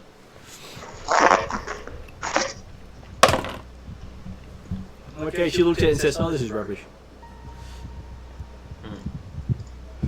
That's nice. Did you say this is rubbish? Yeah. Kordak immediately on alert to for any reaction. At the sight of her saying, "This is rubbish," the 2 people at the table stand up, pushing their chairs away from them. So, I'm actually going to call initiative now. Yep. Yep. I am outside with Big Wade here. No, you're in the storeroom, aren't you? No, he went No, outside. He took outside when they were talking to me. What's initiative? So, Good question. It could be Initiative perception because is- there was nothing no, else to it. I took you out of the battle. Initiative is normally perception, David got unless you've got effectors. David got 16, and I got 13. Someone roll for me. I got 21. Jeremy, I rolled you a 19. That's 24 for Gorda. Gorda, I should say. So, yes, sorry, you're still putting the list together. That's alright. You got it wrong so far? Not yet. No, just getting all the names. Oh, okay. Okay, thanks for that. So, did it ever occur to anyone that somebody might have the info that we're here? Oh no, I made sure of that. I made sure of that. Don't worry about it. No, that somebody else knew that we were here and what our mission was, and that they might want to steal our relic. So, what did Beleth get? He got a 16. Okay. So Yeah. What did you get? I got a 14. What did Nancy get? 21. What did Pinwinkle get? Mark? Oh, I can't hear you guys. That's all. 26. Cool. What did Kenya get? Kenga's not there, right? Yes, we need a roll because... You should do a roll for initiative because you'll know what's going on quickly. Oh, okay. Can you roll for me? Yeah. You got 11. 11 plus 6. 17. Cool. And yeah. I believe that is everyone. Yeah, because Cordo got 24. How many? Is this concerning?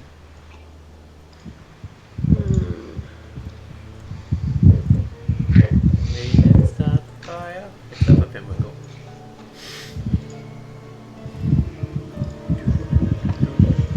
Well, at least there's quite a lot of us near that thing. Well, but we don't know exactly how many of them there are. Yeah, it's true.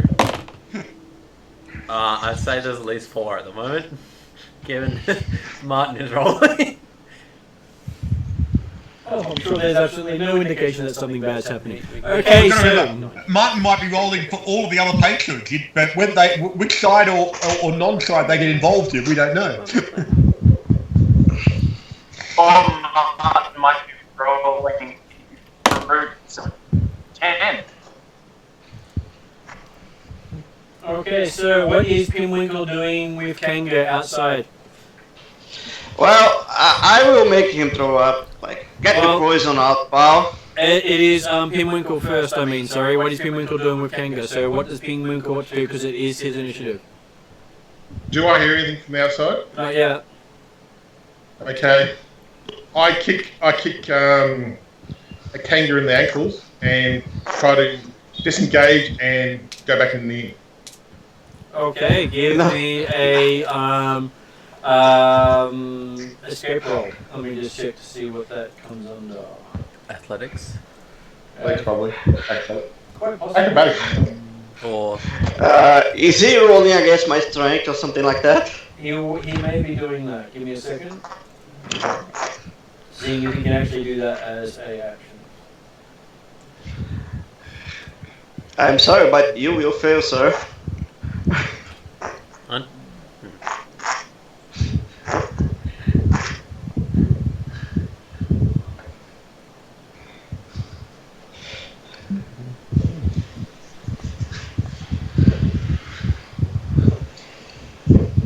Okay, so it is an escape roll. Actually, give me an escape roll. Okay, do you want to roll a d20? Roll a d20. And that's it? And I'll tell you what happens. 19. 19. So, on an escape. What is your unarmed attack modifier? Attack modifier. Strength or dex? I'll be strength. It would be strength. -1, so that'll be 18. Okay. Plus, yeah, that'll be 18, yeah. Okay, so, and what is our athletics DC of, what is the bonus to athletics from Kanga? +6.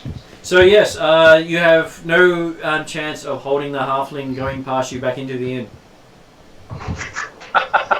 God dang it. He beats you by 3 whole points.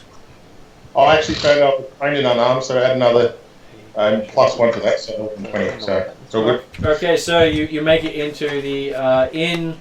Well, you slip out of the move. You get 1 move to get back into the inn, and give me a perception roll. Okay, can do. I've been doing that wrong for my bow then. That's a 20 total.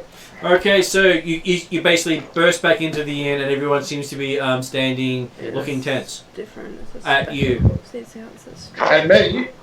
that says strong. I go. Use your strong. Okay, that's the end of your move, though. Okay, that's cool. Okay, so Corda, you're up. With the banging of the doors open, everyone seems to glance at the halfling kick his way into the tavern. So, Corda will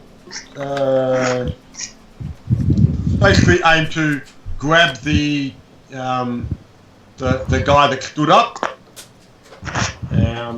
He's not going to be the first one to kill swords in a bar fight, but so he's just going to actually basically go for grabbing the other guy. Okay, so would you like to do a grapple? In fact, actually no, bugger it. We might just go for giving him a punch. So. So you want to throw the first punch? Yep. Okay, unarmed strike. Someone roll for me. I will. 15. So that's +9, 24. Jesus. Okay, so you get a critical hit. You're welcome. Is it a D6 or? D4 +4. Yeah. Okay. Just 1. Yep. 3. I won't be going for killing him, so it'll be non-lethal if it comes out of that. So that is 14 damage you do on him. Yep. So 14 non-lethal bludgeoning, assuming Pathfinder 2 still uses non-lethal. It has to be the last thing that damages them to represent non-lethal. So if someone throws a spell or uses Ned's weapon, then the non-lethal doesn't matter. Oh, okay. So it's not like the other one where you you're galaxy non-lethal and lethal until you actually get them unconscious. No, all the damage is on there. It's just whatever's the last lot of damage used is the Okay. bit. So we've got D4 plus 4, presumably doubled because it's critical, non-lethal bludgeoning. Yep. Okay, so next person up is Nexa. You've just seen Cordar throw a punch. And you weren't involved. Where So is everyone? Are they down there? Like there? Yeah. They are in that corner, which should be highlighted on the map for other people to see online. Yeah, that's what I thought. Is anyone else fighting or just Cora? Well, Cordar's thrown a punch. No one else has done anything yet. And Pinwickle has kicked his way back into the inn. Yeah. Well, David and remember I are both that standing there.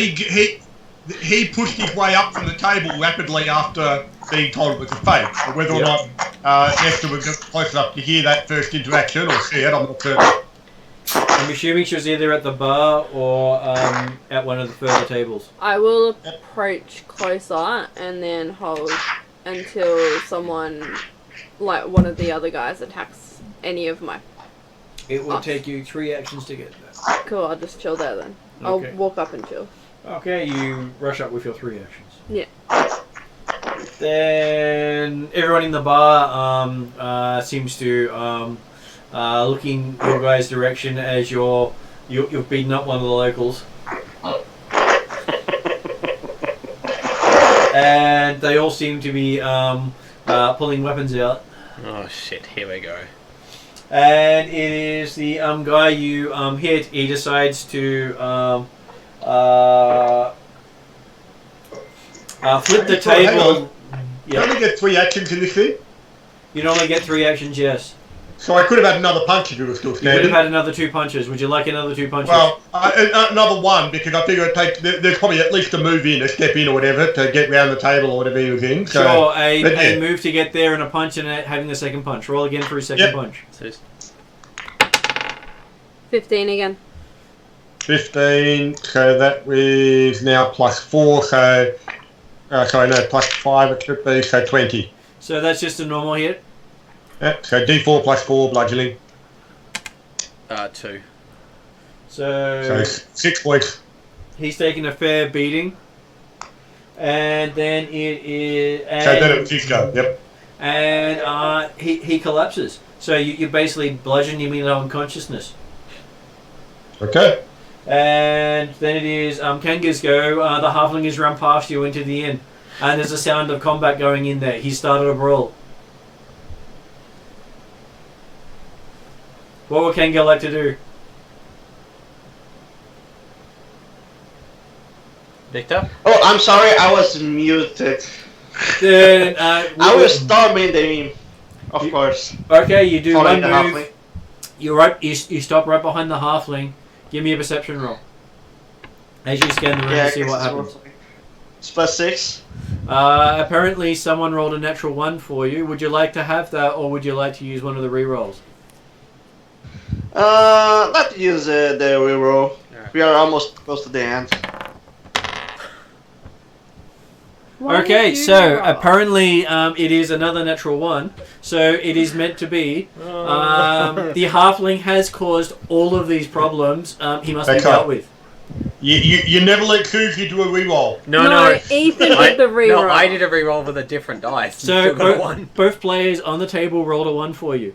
So you've got 1 action left. You have the halfling in front of you. What do you do? Okay, so I didn't notice anything happening. Only noticed the halfling in front of me, right? Well, you've noticed the halfling is the cause of all these problems, The all these halfling's disturbances. obviously the reason the bar is now in uproar. Well, I will grab the damn halfling and grab Pickwick out of the arena again. Give me a grapple roll. Oh god.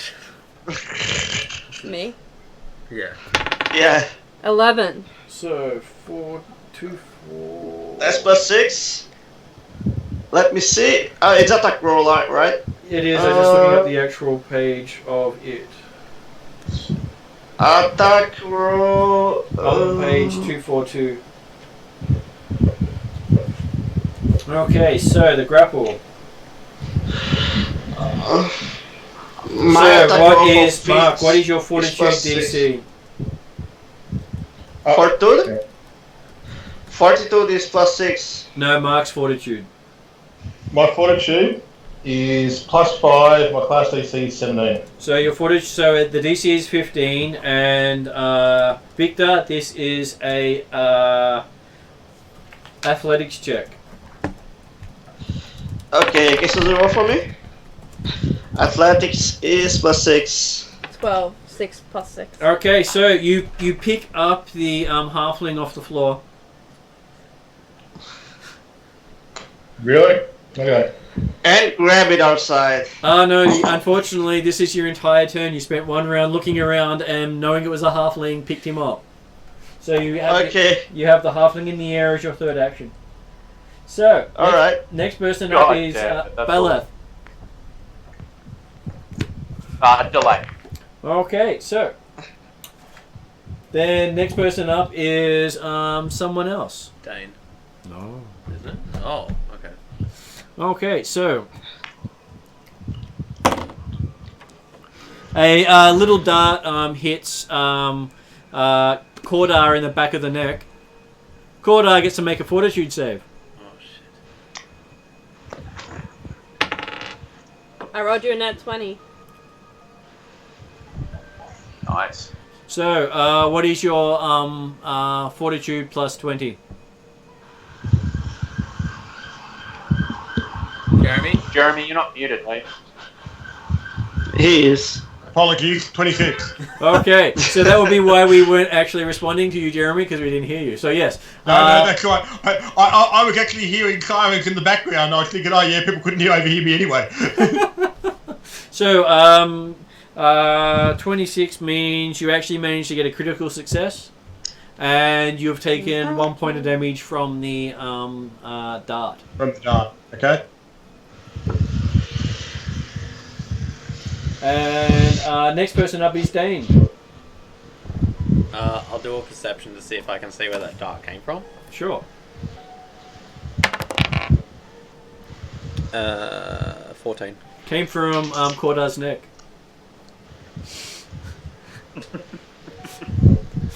Alright. You have no idea how That's I got there. understandable, because obviously it's not like Corda was bothered by it in any way, shape or form. Yeah, so. true. So the woman's still up, isn't she? Yep. So that's one action. You've got 2 actions left.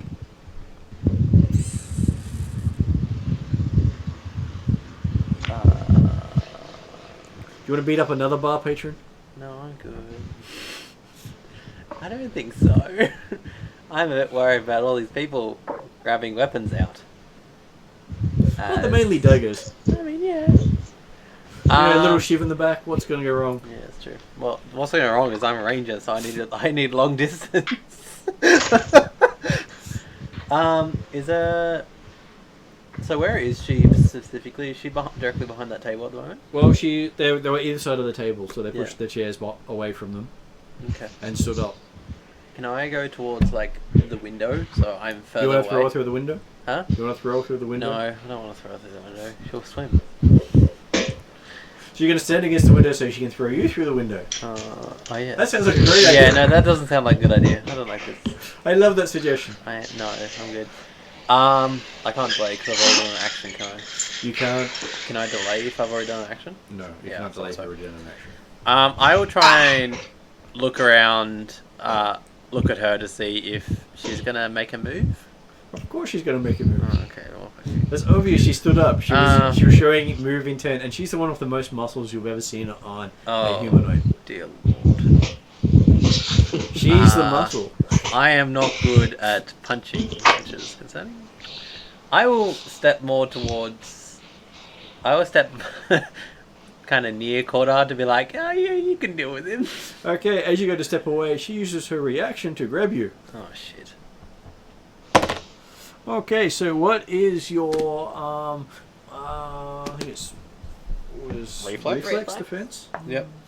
Base or roll? Base. 9. 9. Okay, so she grabs you.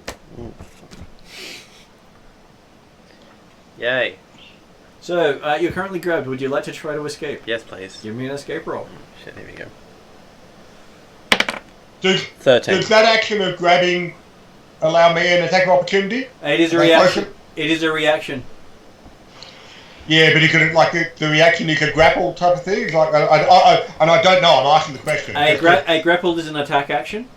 Okay. Yep. So, it doesn't tend to provide an AO like it would in earlier editions. It does not.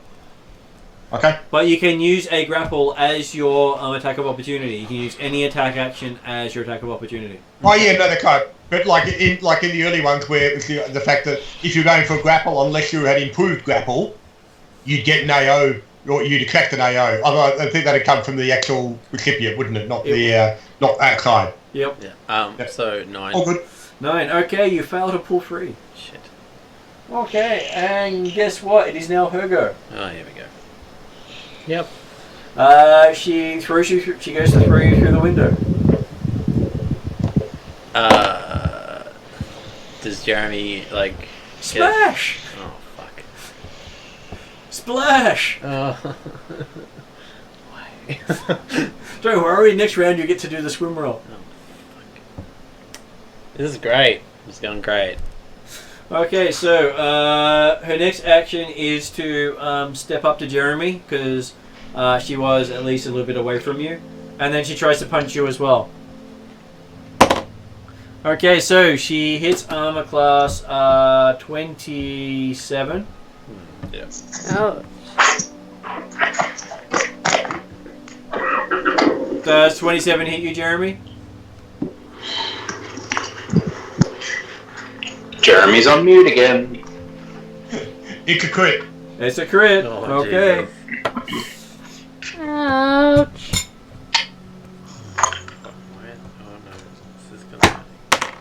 So she does 18 points of damage on the crit. Are you still alive? She brought me up. Pretty certain. As soon as I find my character sheet again, where am I? What's that done to me? That's awful. Yep, that could have put me on 0. Okay. Thanks to the dart. So she knocks you out. You only have 19 health. What the? What? I'm a first level fighter. What? I only have 22. How much do you have? I have 22. 19's not heaps different. I've only got Connor +1. Yeah, but he also had a dart to him as well, remember? So Okay. Yeah, that's true. Okay, so a dish comes flying at Baleth and bounces off your shoulder. Bink! Yeah, right. Ow, that hurt. God damn it, that really hurt. And it basically did nothing but wound your pride. Well, Another one comes flying and also bounces off your shoulder. Bink! Different spot. right. And the barman is throwing stuff at you. Oh, for Okay, so Oh, sorry. Let me mute. you are up and dangling. is that me? Yeah, it's Mark I- up and I- dangling. I would like to act. Mark, do you mind if I act before you? Dude, you go ahead, man. No problem. I'm still got to get out of grapple. So Okay, Hey. Baleth is up. Ethan, can you heal Jeremy for me, please? I'm in the water. No, me as a character, me, the player who Oh, has okay, all yeah, my fair enough. characters in front Fair of enough. I will get the heal. Okay, yep, got it. Is it just casting? Yep. Alright, what do I don't need to roll for casting? You just need to roll the amount he heals. So I think it's a D8. So do you do a 1, 2, or 3 round heal? Hang on. Yeah, so that's the question. How does healing work again? I've completely forgot. Yeah. So you can do a 1 round heal that is, I believe, a D8, a 2 round heal that is a D8 plus 8, or a 3 round heal that is an area effect D8. 2 rounds, please. Okay. Hang on. Two Wait, actions. does- 2 actions. Is there any difference between healing lethal or non-lethal damage? No. Okay, so it's Damage is all damage once it's been given. Cool. Yeah, so 5. Jeremy, the only difference is once you get to 0, you choose whether you knock somebody out or you deal fatal damage. Oh yeah, no, but okay. Assuming that the person who hit me, it wasn't actually a choice for me. Because assuming the person who hit me is in the same boat, a fist is always non-lethal damage Okay, so unless they're a monk or something. Jeremy, you have gotten back 13 hit points. 15? 13. 13? Okay. Is that that's the 2d8 plus the caster Is it modifier? 2d8 or is it just 1d8? I don't know if there's a caster modifier. Is it just 1d8 or 2d8s? It is 1d8. Yeah, 1d8 plus 8, yeah. That's what you said. Hang, Then we hang just on, no, check. no, didn't we do the 2-round one? That was the 2-round. 2-round was a d8 plus 8. Okay, what's the single round? Just a d8. Ah, right. Yep, cool. Well, it's 2 actions, not a not Yeah, 2 2 actions. rounds. You had 1 action to get to him, 2 actions to provide the healing. Yeah. I think you can actually heal at range. Oh, you can actually. Fine. So you got 1 action left. What would you like to do with your last action? Help Take cover? Jeremy up. Or if there is a place that might have some good cover, hell yeah. Okay, you dive and get some cover behind an overturned table. Oh, while I'm doing that, I yell out to Victor, let him go. Then Pinwinkle, you're up. Okay. My turn now again? Not yet. It's my go. No, it's Pinwinkle first. It is Mark first. I'm doing the 2-finger poke in the eye now because he doesn't get the kick in the shins properly. So I'll roll to get out of escape artist again, but this is to the eyes this time. Okay, give me an attack roll first. Okay, attack roll. Mark's on. Okay. So what did you get for 8. Didn't 8. Mark, wasn't Mark doing it? You rolled a 1. What? No. No, Did you? Susie rolled. So, Mark, apparently Susie's dice absolutely love you. It rolled a 1. What would you like to do? Oh, my own dice. But I anyway, rolled okay. it like as Ethan said not to. Okay, and- then if you got your own dice, what did you get? Okay. I'll take a 1, and then my finger actually gets stuck in his ear. So Okay, so your finger is now lodged in his ear. Oh my god, why? Why don't you take Yeah. the reroll? So what do you No, do no, with your don't make it second? fun. What do you do for your second action? I try to use my other finger to poke in the eye to escape again. So Okay, give oh me. no, I'll try to escape this time. So yeah. Give me an So escape I'll roll. roll like. Okay. And that's at 18. Okay, Can Victor voluntarily fail? Victor doesn't actually get a choice outside of his turn. Let me have a check. I think he might have a free. No, he can actually release him as a free action. Oh, okay. That's Oh, okay. free action back in his round though, isn't it? I believe it's supposed to be on his turn, though. Yes. Yeah, yeah. Okay. Oh, well, he hasn't I will release then. But on your turn. So, Mark, you drop out of his hands. Oh. Okay. Can I do a perception roll where that dart came from? What dart? The one that got into somebody's neck. You didn't Or even did I- notice it. You don't notice it because they're pretty far away. Okay, that's fair enough. I will throw my dagger at the big woman. Okay, Yeah. give me an attack roll. What's he throwing? Okay. A dagger. Do you have quick draw? I don't have quick draw, no. Okay, you pull the dagger out. Okay, that's it. I'm happy with that. That's it, me. Done. I get on the ground and dagger comes out and go, "Grrr." That's it. Cordar, you're up. On the ground, Yeah. prone. Yep, I'm prone. I'll just go for grabbing the woman's legs and bringing her down with me. Okay, give me a grapple roll. That's an Roll it. attack roll. Someone roll it. Yeah. A 14. So 14 unarmed makes 23. Okay, you bring her down and restrain her. Okay. That is a single action. What do you want to do with your next 2 actions? I'll go for tightening the grip, or I don't know, does grapple layer cause any damage effective, like the chokehold type stuff to... With a critical success, you have her restrained until the end of your next turn. Oh, okay. So, well, in that case, I'll just use the other hand to give her a couple whacks around the ear to quieten her down a bit. Okay, so the first action the first attack with the punch is at -5 because the grapple is an attack action. Yep. Well, -4 because it's still going to be agile with fists. So. Okay, so give me a roll. 17. So that makes 22. Okay, that is a hit, not a crit. So D4. I don't know if you get the +4 still in there because it's a bit of a unwieldy situation, but +4 will still be given. okay. So who's rolling the D4 +4? I can roll a d4. Oh, I got it. That's not a d. Oh, it is. I got a 2, so 6. So 6 6 damage. points. Would you like to have a extra punch? Well, so if it's not affecting my the restraint that I've got on it at the moment, I might as well. It is not. So another attack roll, please. You.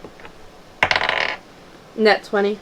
Okay, so you So it's 21. So you make it a critical success. Roll a 2d4 +8, I guess. Oh, 2. Another 2. so that makes it another 12 points of damage. She's still going. Okay, that's how I'll just hold her at this stage, saying, quieten down, no one's got serious hurt yet. Well, except for the guy on the ground unconscious. Nexa. It's just been punched, it's not serious hurt.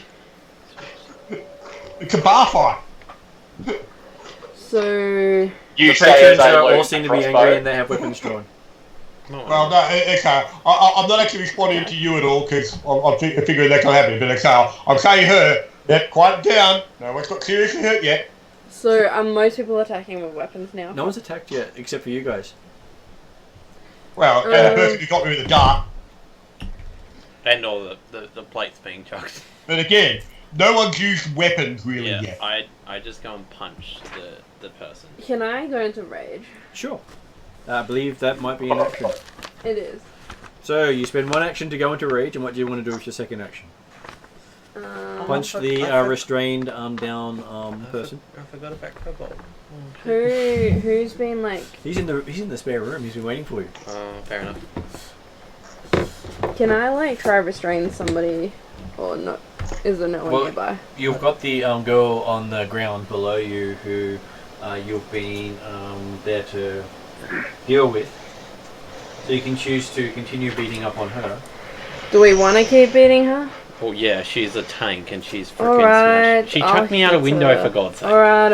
Quite successful, I might add. She did attack. So wait, I'll punch her.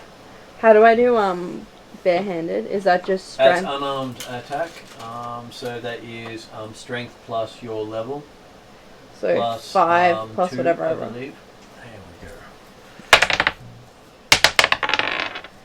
go. I rolled a 5. You rolled a 5. So deal 2 additional damage with melee weapons and unarmed attack. So what did you get in total? Like 10. You got 10? Okay, so you don't actually connect with her when you try to attack her. So it's 4 plus 1 plus my dice roll, right? Yep. You might want to try and attack again. Alright, I'll try to. Yeah. This time you have a -4 to the roll. Yeah, but if I roll better than a 5. I rolled, so 13 minus 4 is 9, plus 5, 14. Okay, you hit. Yay! So roll a d4 plus your strength modifier. So Plus for the rage, rage. Plus I plus rage deal damage. 6 additional damage with Okay. unarmed attack. Dang, really? Holy hell! So 3. So what was it? It was So- D4 plus. So 3 plus my strength, which is 7, plus my rage modifier, which is 6, I believe. Yep. So 13. Okay, so she seems to go cold Good. Cool. and limp. Okay, so that's your actions. The patrons all start yelling. What are they yelling? Guards, guards. And then it is Kanga's turn. What would Don't Kanga look like at to me. do? I didn't throw the first bloody punch. Okay. I will release Big Wiggy. He's already gone. Oh, I'm down. hello. I'm not- There's the halfling. The halfling is at your feet with a dagger drawn, currently looking in your direction. Yes. Ah, so he's already raised, right? Who is standing on this fight already? Well, at this stage, the only person you can see in the fight is a raging barbarian standing over the person who managed to steal from the halfling you took outside. Okay, so everything is fine now. Except for someone in the damn water. Yeah. Oh, that can't be that important. No one cares about people in the water. God damn it. Come on, Piquiki, don't make this hard. Let's go out. When you got thrown, did you get just thrown I literally got thrown through the window into the water. Well, first of all, that's amazing. Second of all, it didn't look like you got knocked out or anything. No. No. Oh, Well- you're fine. Deal with it. He got knocked out of the ballpark. Yeah, apparently so. I mean, I've got to make swim rolls, which is going to be fun. I will just keep standing there, try to observe what the hell happened here. Okay. So while Kenga looks confused, God. a little dart hits him in the side of the neck, and he gets to make a fortitude save. Here we go. You have dice, Kenga. Kanga? Make a Nine. fortitude save. Okay, so they rolled a 9. What's your fortitude? Mine is 6. -6. Your fortitude bonus. No, so Wait. mine is, I believe. So he's got total Right. 15. Mine is Oh. fortitude Yep. plus 6. Mine is 6. Oh, mine is 6. Yours is 6. Yeah. Okay. I thought you Yeah. said Okay. minus, and I was like, Jesus. That doesn't make sense.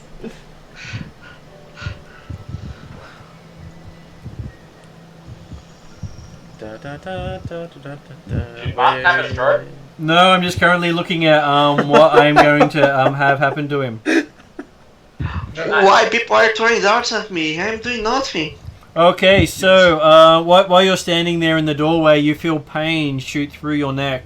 Oh god, here we go. You are currently dazzled. Okay. You are in so much pain, you have no idea what's going on. Who the hell That's the Oh, it's penguin gonna be the cook. bloody halfling, isn't it?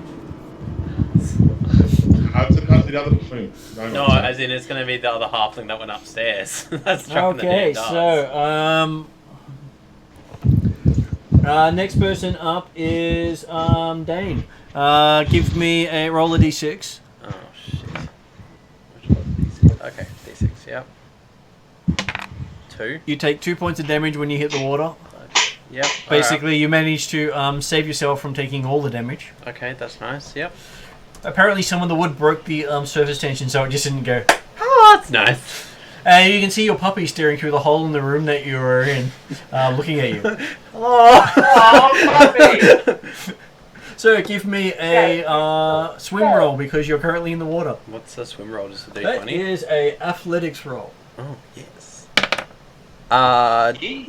21. You have no problems in the water. Yeah. Water is your natural environment. Which is question mark for a dwarf. I mean, Would you? So you have no problems moving in the water. Would you like to get to the pier? yes. Okay, you spend your spend 2 moves to get to the pier, and would you like to spend the last one getting out of the water? Yes. Give me a climb roll. That's It's also an athletics roll. Oh shit. 11. Okay, you're hugging the pier, as you're having trouble getting out of the water, but you're not sinking. I mean, that's still good. And you're hearing a barking coming from Poppy. Is Puppy coming out to come see how I am, or Poppy's just? not crazy. Poppy's Oh. just got his head through the floor looking at you. What you doing down there? Jeez. All right, fair I did enough. say the room had sea breeze. Yeah, it's true. So, next person up is the barman. The barman tosses something at you're gonna go for the human again. So going for Bella. No, he's behind the table. I know. Oh. Yeah. Smash into the table. Yeah. Smash again into the table. Keep going things that me, I will shoot you. And the third one is a hits the table, and there's a sound of coin hitting the ground, and her going, "Oh crap!" She threw the tip jar. as all these coins just start scattering across the room. That should distract the patrons. Yep, that's exactly what I'm thinking. Yeah. Okay, so If I might distract Pimwinkle first, and then the Predator. We'll see how it goes. Baleth, you're up. Yeah, cool. Jump over the table, grab 2 handfuls of coins, and throw them into the crowd, not at anyone. Okay, you spend an action scooping up the coins, and then another action tossing them. Yep. So coins are going everywhere. I point at the guy, the man who tried to mess with our halfling friend, and yell, "Get him, pick him up, and let's get the hell out of here." Okay. And then I move towards Ethan's puppy. That would be no, the end of your. The calling out would be the end of your turn. Okay, that's fine. I begin to head towards Kangasero to assist him, and don't get anywhere near him. Pimwinkle, you're up. Okay, first up, the dart that hit my silly druid friend. Did Yep. I see what direction it came from? Give me a perception roll. Don't. 11. Okay, it came from his neck. Do I see the gnome? No. Okay. No. No gnome. No, no. This is not the gnome you're looking for. Okay, so if I go over to the barmaid and just tell it it's okay, it's all sorted now. Can I do that? Sure. You spend an action getting over there, and give me a diplomacy roll. Okay. I have a feeling I'm shit at that. Probably. Yeah, pretty shit. Okay. And that's a 9 total. That's a 9 total. Okay. You rush over and tell her that, and give me a perception roll. That's it, the worst. That's a 9. That's a 9. Yeah. She's got some sort of tattoo that you don't really notice. Okay. That's the end of your turn. Is that like, can I do anything else? Do I have another action or not? You were trying to figure out where the dart came from. You moved across the room, and you had a trying to blockade her action. So that brings us up to Cordar. Okay, so both the people are now unconscious. Is that right? Yep. Two of the assailants are unconscious. Yep. Well, so as far as Cordar goes, in a case of, yeah, like he can only notice the 2, because I figured the dart he probably didn't actually even register really. Pick up the guy. Sorry? Pick up. That's right. He got distracted by the punch that followed the dart. So You do find you're having trouble seeing out of one of your eyes. not surprising. So You technically have the wounded 1 condition. yep, I've added wounded 1. Yep. Okay, well, how is the bar patrons reacting at the present time? They haven't had an action since someone's thrown coins in their general direction. Yeah, but how are they reacting? Because the fight went for a couple rounds. They were calling out for guards. Right, so no one got involved directly? Not yet. So, Except for the barman. The barman was throwing things at your bard. okay. I'm not a bard, prick. That's probably why things were being thrown at you. Okay. The Cordar will then basically get up, put the 2 unconscious assailants next to each other, like lean them up against the wall or something a little bit, so they're sitting up rather than actually lying on the ground. And then, yeah, I'll take the actions to set them up in that kind of way. Okay, so and while you're doing that, I'll give you a perception roll. Wait, we're just gonna leave them and not take one and get the hell out of here? Well, no, as far as Cordar is concerned at the moment, we can still potentially question it here, because he looks at the idea that this looks like the sort of pub where bar brawls don't happen. That's the start of the night, it's a bar brawl. Then things get interesting. So he's not leaving yet. Alright. So perception roll for. So roll perception for me. 3. Okay, so no, you don't notice what happened to the dwarf. Okay. Wait, how did you not visibly see me fly out a window? Well, all he knows is you went out the window. Oh yeah. I probably saw you get out the window, but hey, I've had other things to think about since then. I'm sure you're fine. Dwarf just go, and you're like, he'll be right. Pretty much. Okay, next up, you're raging. Oh my god. I'm pretty raged. Get him and let's get out of here. How many of us are Out still of there? here. How many of you there are? There are about 4 of you in the invisible. Everyone bar Dane. So you ran away. Oh, you got ran out. Yeah, Dane ran away. I'm on the pier. You ran away. What's the old woman done? You gave up real quick. She's sort of looking on bemused as everyone's fighting. So that lady I punched is now out. Is anyone else being actively The hitting barmaid. people really near me? Well, the barman. You could take a move over to the barman and hit the barman if you wish to. Wait, he's hit us? Is he the one Barman was the guarding? one throwing cutlery at. She was throwing cutlery at Beleth. And then finish by throwing the cup of coins. Wait, how far away is the barman? The barman is over here at the bar. You could do a move to get over there. Okay, And then you could have 2 attacks if you wish to. cool. I'll move over and attack. Okay. Yes.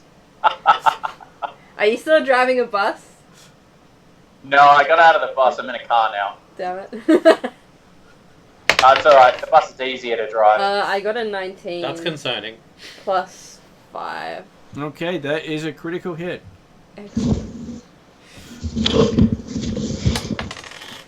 I rolled a 3 plus 4, which is 7 plus my 6. Cordi's got to teach So you a bit 13. more about how bar fights work. And then whatever. Okay, so you deck the barmaid. The barman. Cordi's got to talk to Nectar about how the protocols of bar fight. But there is the barman. There is the halfling that started it all right below your feet as well. I don't like the alcohol, so I'm not really invested. And I look at Lexter going, I was trying to talk to her. And it's like, then you just knocked her out. Like, and going, wow. Don't upset you The then. woman's Okay. knocked out, is she? Yes, she's knocked out. Clean out. Book. Yeah.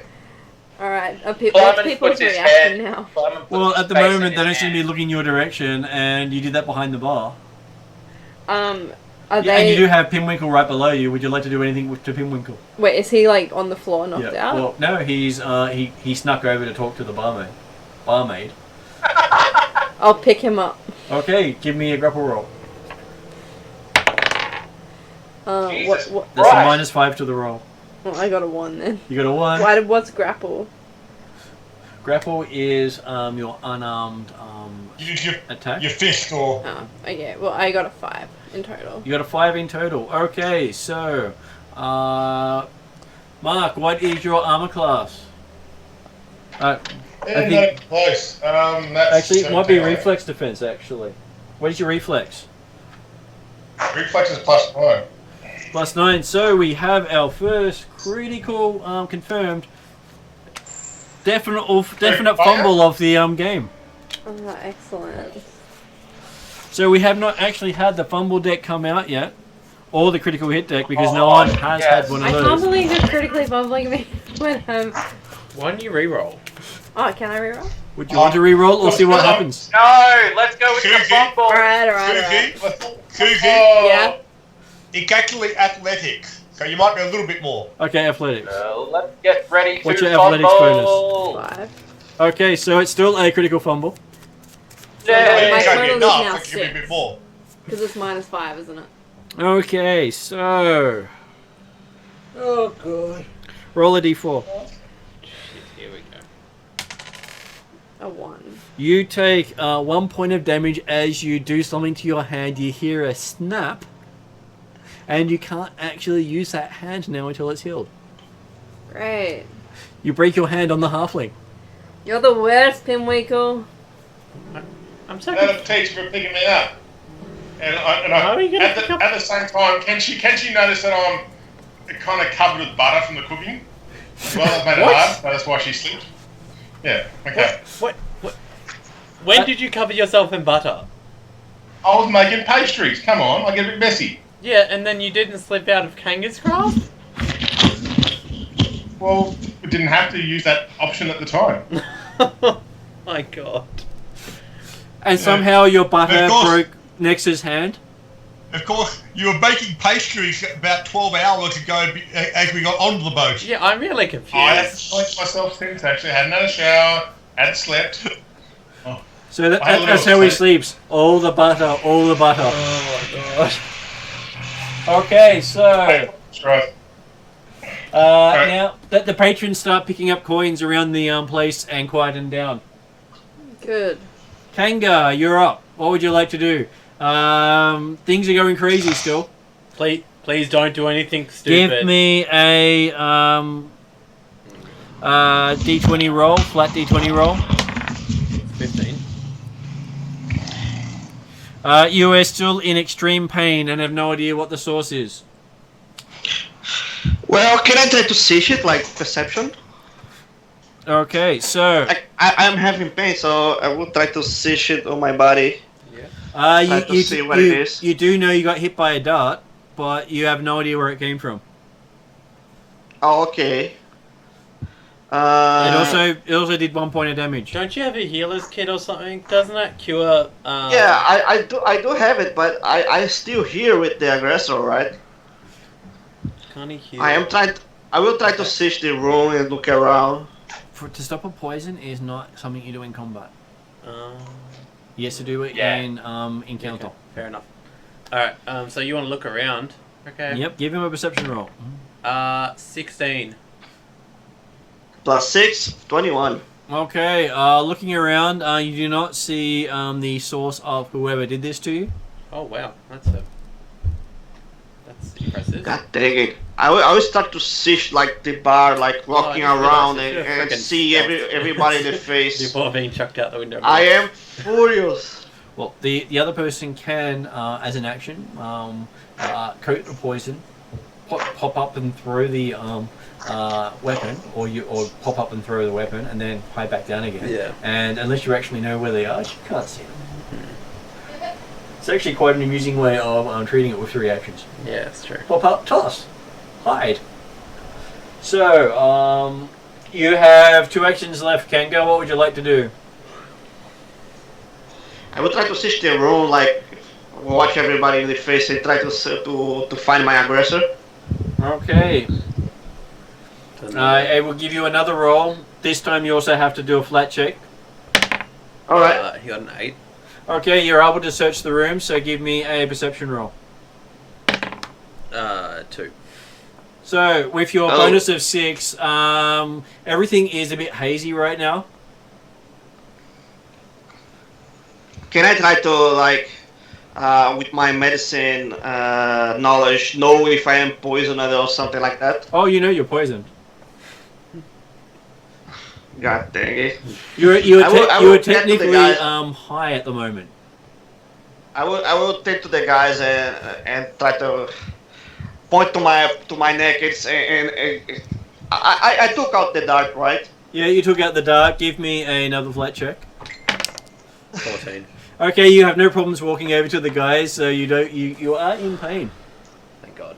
Okay, I will handle the dart to the guys and say I am poisoned. Okay, I have been poisoned. Give me a fortitude saving throw. Alright, that's plus 6. 19. Okay, so it does start to lift. You're welcome. I have been poisoned, guys. If you had rolled 1 less, you would have actually started taking damage from the poison. Wow. That's how close you were to actually succumbing to the dangers of Belladonna. Guys, I have been poisoned. The aggressor is here. All I hear is like whinge. Is that the name of the poison or the person? That is the name of the poison. Yeah, I'd be cautious about the ale here. Yeah, look, I think you've been handling too much. Some of my special butter might have got through your veins or something. I don't know. All of you, stop. I'm Pick confused. up one of them, or both of them, and get us out of here. Into a back room. I don't care. We need to get out of here. Otherwise, they're going to start causing trouble again. I point to the patrons. I mean, technically we can go to the storeroom, but I don't... You're like a blub, blub, blub, blub, No. blub. To be blub, fair, blub. you did say you entertain them all evening. So, Dane, you get to roll to climb up the side of the pier. Oh, yeah. So happy. 13? Where's the other one? Okay, you spend 2 actions getting onto the pier and 1 action getting to the door, but you don't actually get inside. Okay, that's fine. You are dripping wet still. Can I shout through the door? Sure. Like, why is this still going? Cordar will drag the 2 of them into the back room. Yep. And the expert picks up the relic that they were trying to sell and follows you. I That's go the real relic, isn't I'm going to grab the It puppy is. and... Son of a... Oh, it's gonna be the real relic and we just smash them. Yeah, no, I guarantee it's going to be the real relic. Yep, pretty much. Okay, so you're out of combat now and you're in the back room. Oh, and am I joining them now? You can join them, yes. You notice them walking in. There are the barman's flat out on the ground. I will... I go up to the expert and ask her what it means by with it being rubbish. She holds it out into your hands and saying, "Can't you tell? Give me a Arcana roll." I need to see what it is. Is that another one? Okay, so apparently another one has been rolled. Would you like to take that or use one of the re-rolls? You've only got a +1. You're welcome. I'll give it a try and see if I know what she's talking about. You've already Yeah, tried. let's just re-roll so it's not a critical. Okay. If you roll another 1, I'll lose my mind. I rolled a 10, so you got 11. That'll do. Well, Okay, you can't quite tell what she's talking at. Maybe you need a little more education into relics. now I have no idea. What are you talking about? She bends and breaks the item. Whoa! What is it? What was it? I'll be like... It was fake, she says. You were being stooged. Well, Fantastic. See, look, it's made out of plaster cast. It's not actually real. Thanks for that. Awesome. No, very happy about that. Do you know who these people are? Yeah, they're lower Aslati. They're what? They're the lower Aslati. Oh, so it is people who are actually supposed to... Yeah, they're obviously trying to shoot you. Yeah, okay. Oh, so they are lower... So they're just humans with gills. That's pretty much lowest name. They're also called Gilmen, she says. It's in the books I gave you. What? There's no pictures. Sorry, guys.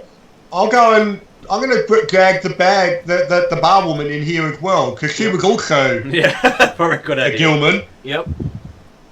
So, and the I want the products of that guy that took my money. I'm also going to search the 3 of them before they wake up. Okay, you find the remainder of Pinwinkle's money on the guy. I tell him and be like, he's still got some money. Alright. Can somebody tie them up, please? Yeah, I'll tie them my up. money. Alright, I'll tie them up. Yep, they'll be unconscious for at least an hour. Because it is minimum of an hour to awaken after you've been knocked out. I will dry my clothes. Puppy comes over and keeps his distance because you smell of seawater. Gross. You're still wet. He doesn't want to get wet. He just looks at you with that mournful look of, why'd you do that? So do we find anything on them except the Pinwinkle money? You also find on them some other stuff. Mm-hmm. I will take that into my possession. You find a letter. Yep, I will. Written in common. Yep. Okay, Cordar's basically going to do the search, hand anything over, then find, just pass it off to the captain. Yep.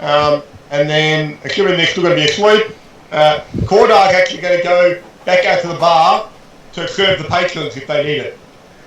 Okay, the patrons are more than happy to be served by you. Cool. Because, hey, I've got a fair idea what the prices were, because I noticed what I paid attention to what they were paying, so I don't want the barman to lose out unnecessarily. Okay, what else was on them besides the letter? Okay, give me a perception roll as you search them. 8. Okay. Didn't Cordar search them? He just sort of did a pat, okay. then pat them over.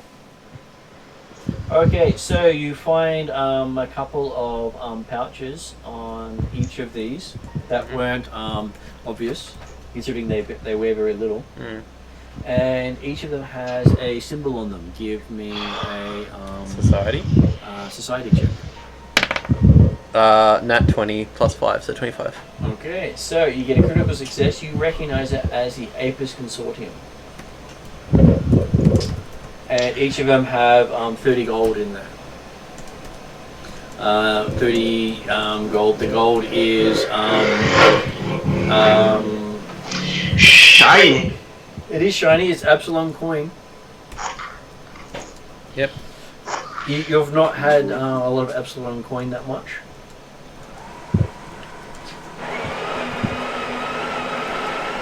Yep. Cool.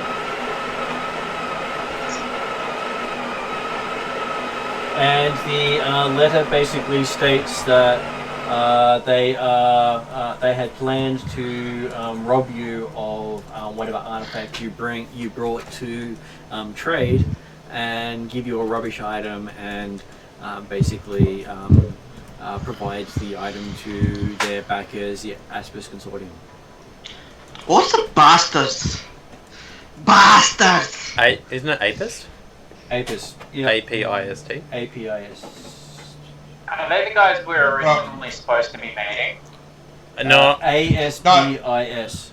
No. So I would think that these two were the ones we were officially supposed to be meeting. The Apis Consortium were the ones that were the opposed to the Pathfinder Society. Yeah. That meant that we couldn't. That they were the ones that there was a false trail led by the idea that we're going by the docks. Yeah. Like going by boat. And the barman has a tattoo on the inside of her arm of the Apis Consortium. So she was actually working with them. I do say the same thing, that the gnome had actually the same symbol on him as well. I think the gnome was the one throwing the darts. Yeah. Probably was. Cool. So where's the okay? But weren't we supposed to meet the Lower Atlanti by day? I talked to the. She says there was they were supposed to meet us in this inn. These look like the rough description we were given. There's a good chance that it was a setup from the start. Do you suggest we stay another day to make sure? Unlikely. Hang on a second. No, because if this is a setup from the start, then we failed. No, you didn't lose the artifact. Yeah. I've still got the artifact. Didn't even pull it out to show them. Which means that technically we success because we still had the artifact, but we didn't get the other one. You didn't lose you didn't lose an artifact, and even though we didn't technically get theirs, we're still not down an artifact. Yeah. Alright. But didn't we get told that if we failed, we would be killed? You were told if you don't bring back an artifact, don't come back. An artifact. Okay. Oh, fantastic. And hey, we've thwarted the Apis Consortium plan. And you have some paperwork showing that you weren't at fault. Yep. So, I guess the question is, what do we do with these two? Leave them. I'm sure their superiors will treat them kindly, she says laughingly as she walks out. You mean these three? Because she doesn't really care. Her job's done. Okay. Who are we actually supposed to meet as an organisation? The Lower Atlanti. It was basically all details she had been given, and this tavern specifically. Yeah. So. Yeah, but I'm thinking, like, were we just told to meet a couple Lower Atlanti, or were we actually meeting some sort of organisation of Lower Atlanti? The paperwork that you found on the Gilman, which are the Lower Atlanti, basically state that they had set up the whole thing. Cool. Okay. They had contacted the Pathfinder Society with a find, described the find, without giving away what it actually is. Enough detail for them to come over and buy it. Yep. And with the whole intent of trading it for an artifact that comes from the Pathfinder's vault. Yeah, okay. But the idea, like the original bargain, it was effectively a private sale by these individuals. It wasn't necessarily an organisational sale. Yeah. It was a private sale. Alright, Okay. I'll Happy with do... that. Can I do one last look on both of them and the barman to see if I find anything else? You can. Another perception? You can. 19. Okay, so besides that, you don't notice anything else on Okay, not even the barman. Okay. I walk out. I grab all of the really valuable booze, and then scream out. Take the coins from whatever cash register she may have.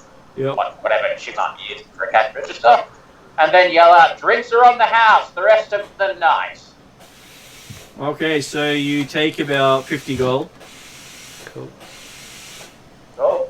Do we want to actually do a party fund, so... So you do realise that about 50 gold would be the equivalent of a year's earnings for this place. Yeah. That's fine.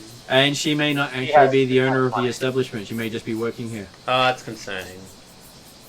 Alright, I don't do that then. I just assumed that she was the one who owned the place.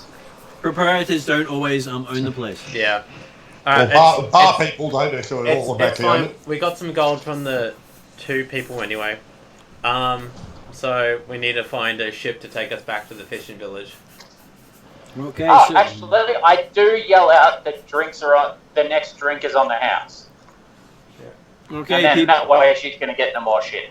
people rush Okay, over so- to deal with Before Jeremy. Sorry, go. Hey, before we leave the other guys, the guy that tried to rob me, can I just give him a quick punch to the face? Sure, give me an attack roll. You've got dice. Okay. I got dice. 13 plus... I'm trained plus -1. That means it's a +1, 14. 14. Okay, you successfully strike him in the face. You basically make his nose bleed.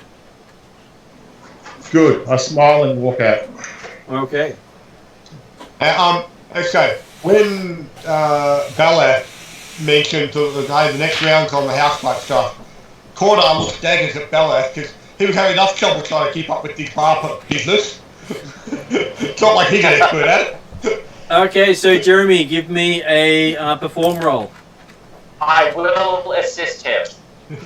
You can have the perform roll with advantage. Well, I say, someone can roll it. I can perform for you. I if you rolled a like. 12 and a 12. I would have said that before. I would have said it's more appropriate we both do a perform roll to see that half the patrons can get their drinks and the other half don't. So, Jeremy, what's your perform bonus? +0. Okay, so you get a total of 12 as drinks start to get spilled. I'm sure drinks were getting spilled beforehand, I'm sure. So that's alright. Let's be perfectly honest, not a big deal.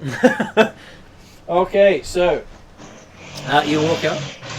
Outside you can see Anesta. She says, so whenever you guys are ready, we can go back to the Pathfinder Society. Cool.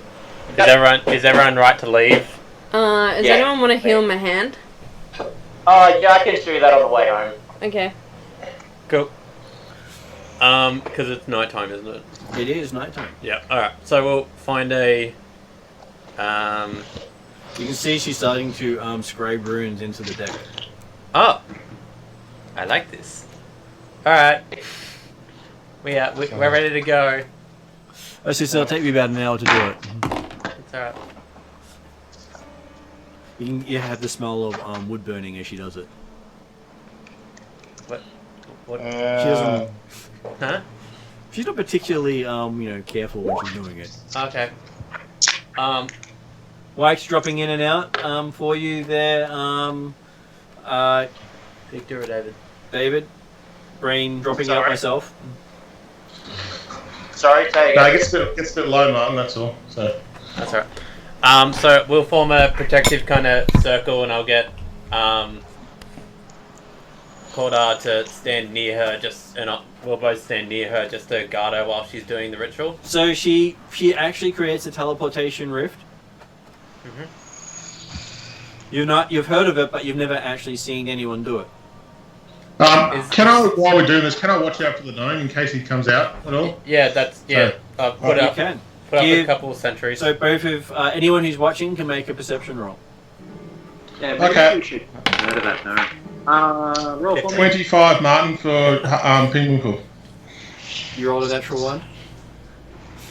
Good thing you're not one of the damn sentries. Did someone roll for Cordar? Yeah, 25 for Pinwinkle, so... Another 2. So you got a 2 rolled for you, Jeremy. I got a 15. It's okay, I rolled in that 1 for myself. Yeah, that's nice. That's cool. I'm on 7. I'll So. do it for David. Yeah, I'll do it for you, David. 15.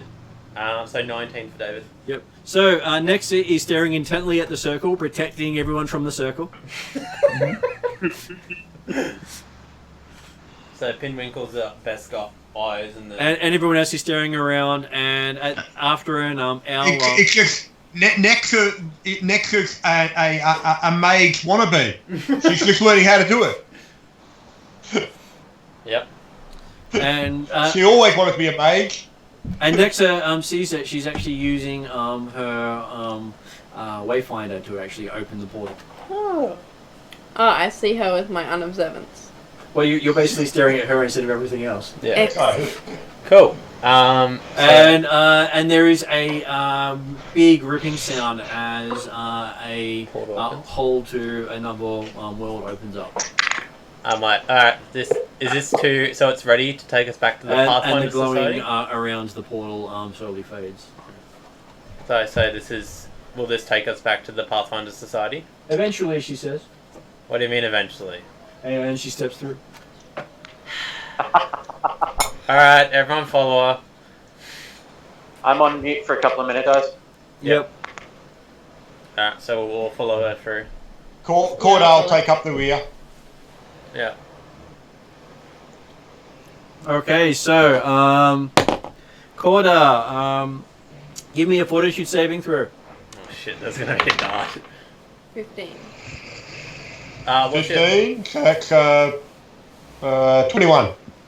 You take 1 more point of damage, and damn it, another dart as you step through the portal. Did I see her do it before that? Or not? No, because he said he was the last one going through the portal. Cordar was the last one through, so... Yeah. Fair enough. I would say you can see it if you don't step through the portal. And the portal closes? No, I'm stepping through the portal. Yeah. And yes, the portal closes when you step through. Cool. Awesome. You find yourself in an amazing looking place. Alright, I'll go up to Ernesto and be like, so, where are we? You're traveling. Oh. So we go this way. Okay. And she just says, everything here looks almost like it's from a painting. Is this concerning? But everyone follow Ernesto. Do not get lost. And she's staring intently at her wayfinder as she walks. Cool. Everyone will follow close behind. Is she using it like a compass? Like a compass, yes. I'm like, so considering a wayfinder is a compass. Yeah. I'm like, is that a special wayfinder? All wayfinders are special, she says. Ah. Are we inside a building or outside at the moment? You appear to be inside a painting. Oh, okay. So well, but like, is the painting of an interior of a building or the external, like external? Landscape. So, well, okay. Cordar, having no idea that we're looking into a painting type stuff, we'll be looking around to see if you can recognise any of the terrain features. Everything here looks like it's been done with brush strokes. Everywhere you look. So. This is not a natural place. No. So do you do this often? No. This isn't your first time, is it? No. Oh, okay. I'm sure it's your first time, though. Yeah, yeah. I'm sure having a first is a nice thing to have. Yeah, that's true. That's true.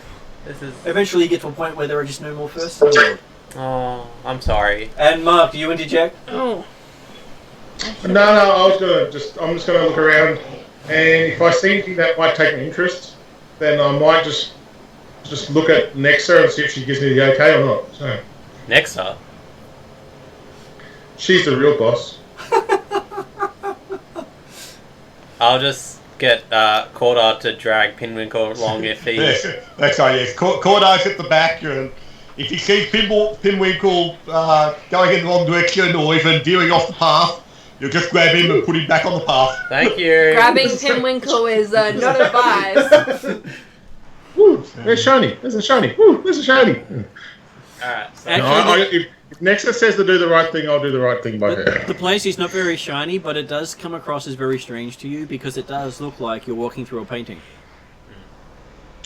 Because everything Strange has thing. the looking of brushstrokes and abstract here and there.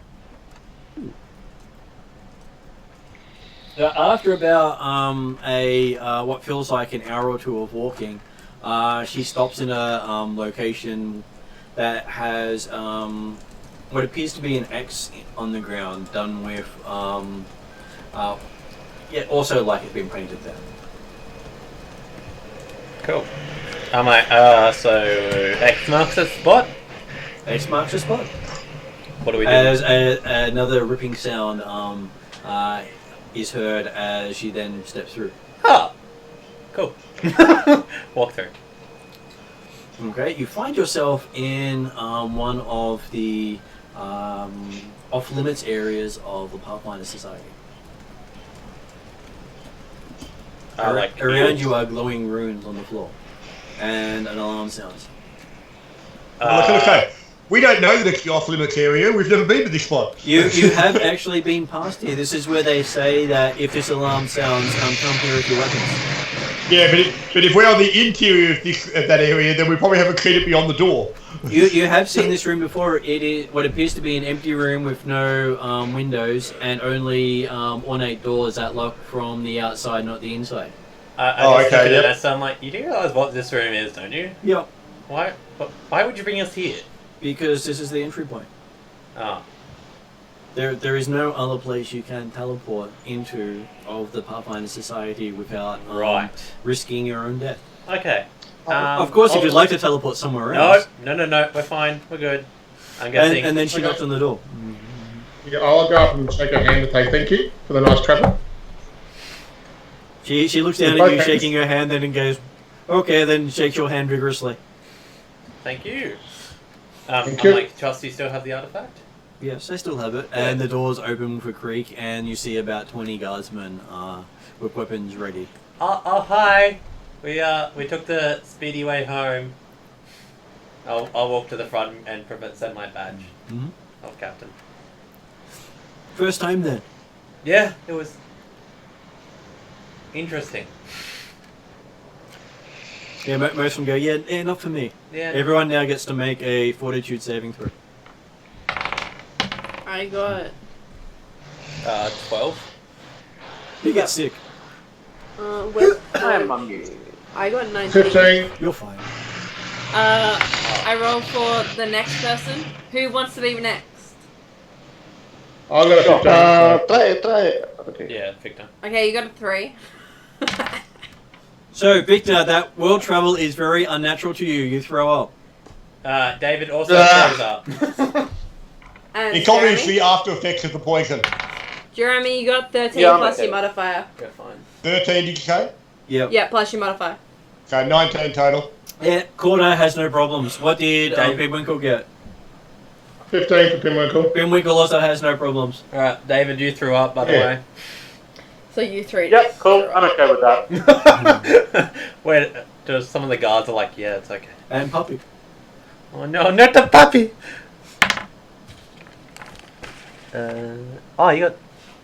He got 13. He throws up too. Aww. Oh no! I'll be like, oh, it's okay. It's okay. Obviously, Puppy ate something in that pub.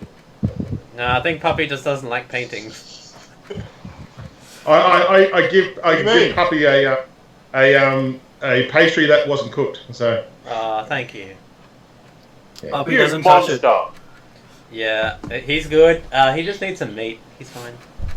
Okay, so then they take you back to your barracks and say, okay, you can have a final night in these barracks before you rest up and see the council about your final grading.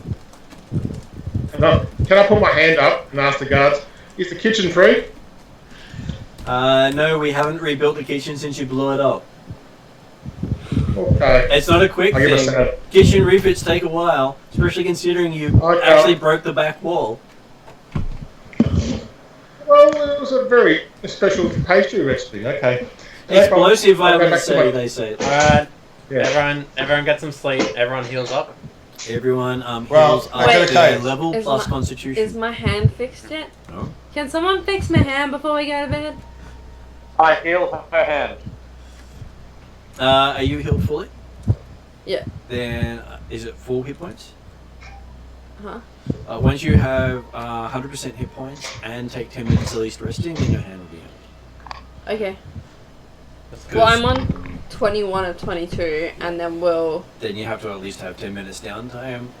With 10 minutes of downtime and magic, you're healed, or someone can just do a treat injury, which then is the equivalent of the two. So either way, I'll play. cool. Because amusingly, magic is not as good as healing wounds as treat injury. Say this to divinity. Because so- you cannot remove and- wound condition with magic. And on that idea, Cordar can equally be healed up relatively easily, can he? Well, we David, Victor, and I all have healers kits as well as they having I healed. also have heal trained as well. Yeah. On medicine already. Cool. No, because obviously again, Cordar's got to get to full health before he can remove the wounded condition. So. Yeah. So yeah. Or if someone does treat injury on you, it also removes the wounded condition. Cool. What does wounded do? For every time you get knocked out, you add 1 to your dying state for every point of wounded you have. Cool. So basically, if you get to dying 4, you're dead. The first time you get down to 0, you'll be on dying 1, or 2 if you got hit. In my case, where I got hit by critical to get taken down, so I was on dying 2. Then get healed back up again, but you've got a wounded condition of 1. If I got killed again, I'd actually go straight to dying 2 or 3 if I was on a critical. So. Bella does not rest until everybody is healed. Okay, Thank so you. Same. you guys wake up the next day feeling a little more refreshed.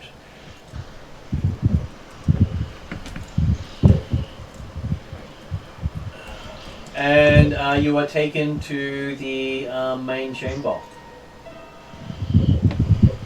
Yep.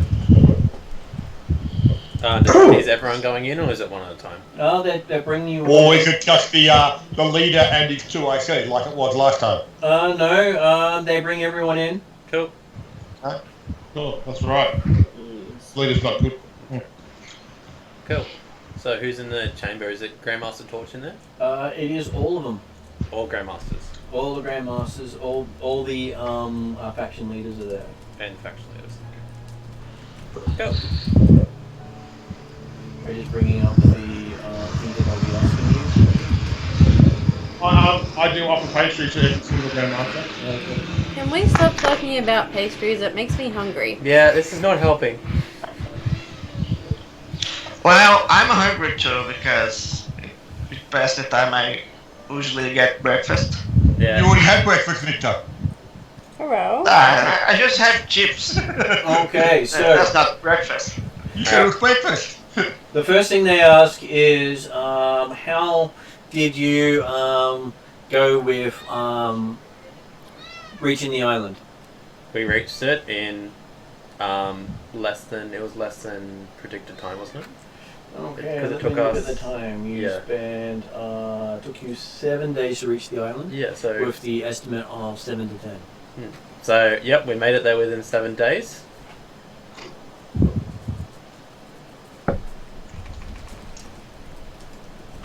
Okay. Mhm. What else do you have to report on the trip?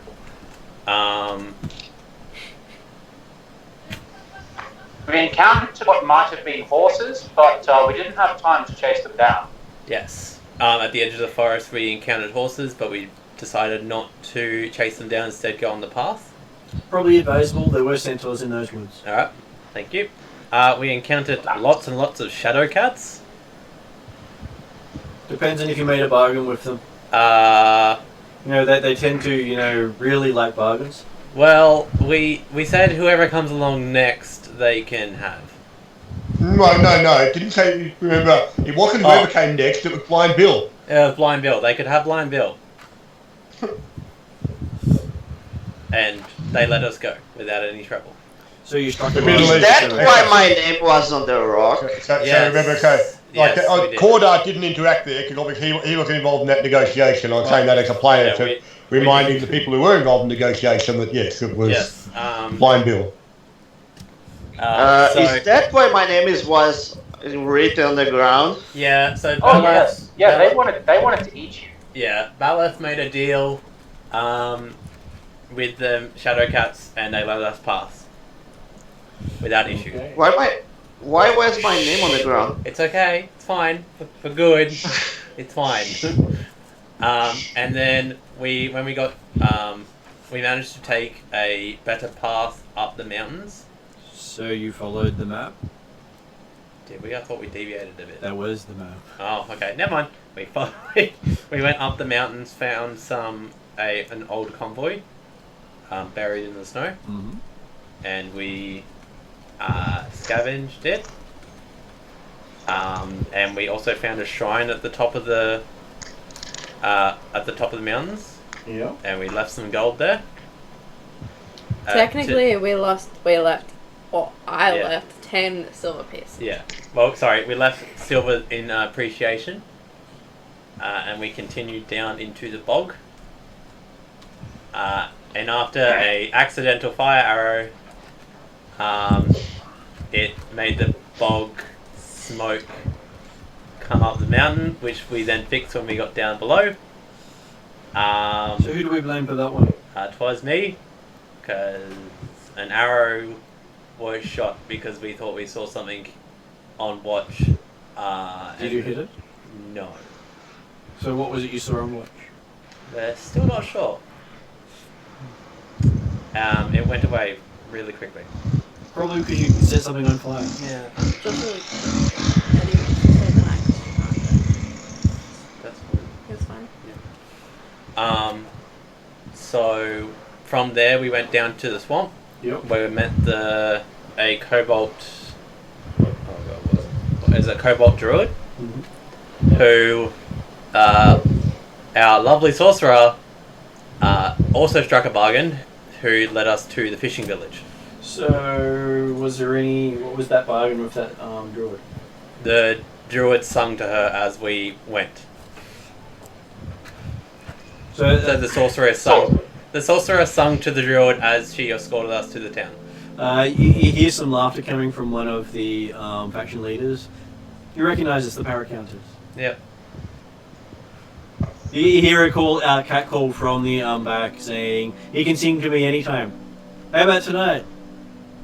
You're not doing anything for the rest of the month, are you? I just look at the ballad and I'm like, that's up to you. You do what you want to do. I don't respond. Okay, and then from there, we got to the fishing village, and then we bargained with it was a halfling, wasn't it? Yep. Yeah, a halfling captain who transported us across the sea. River? Yep, it was a sea.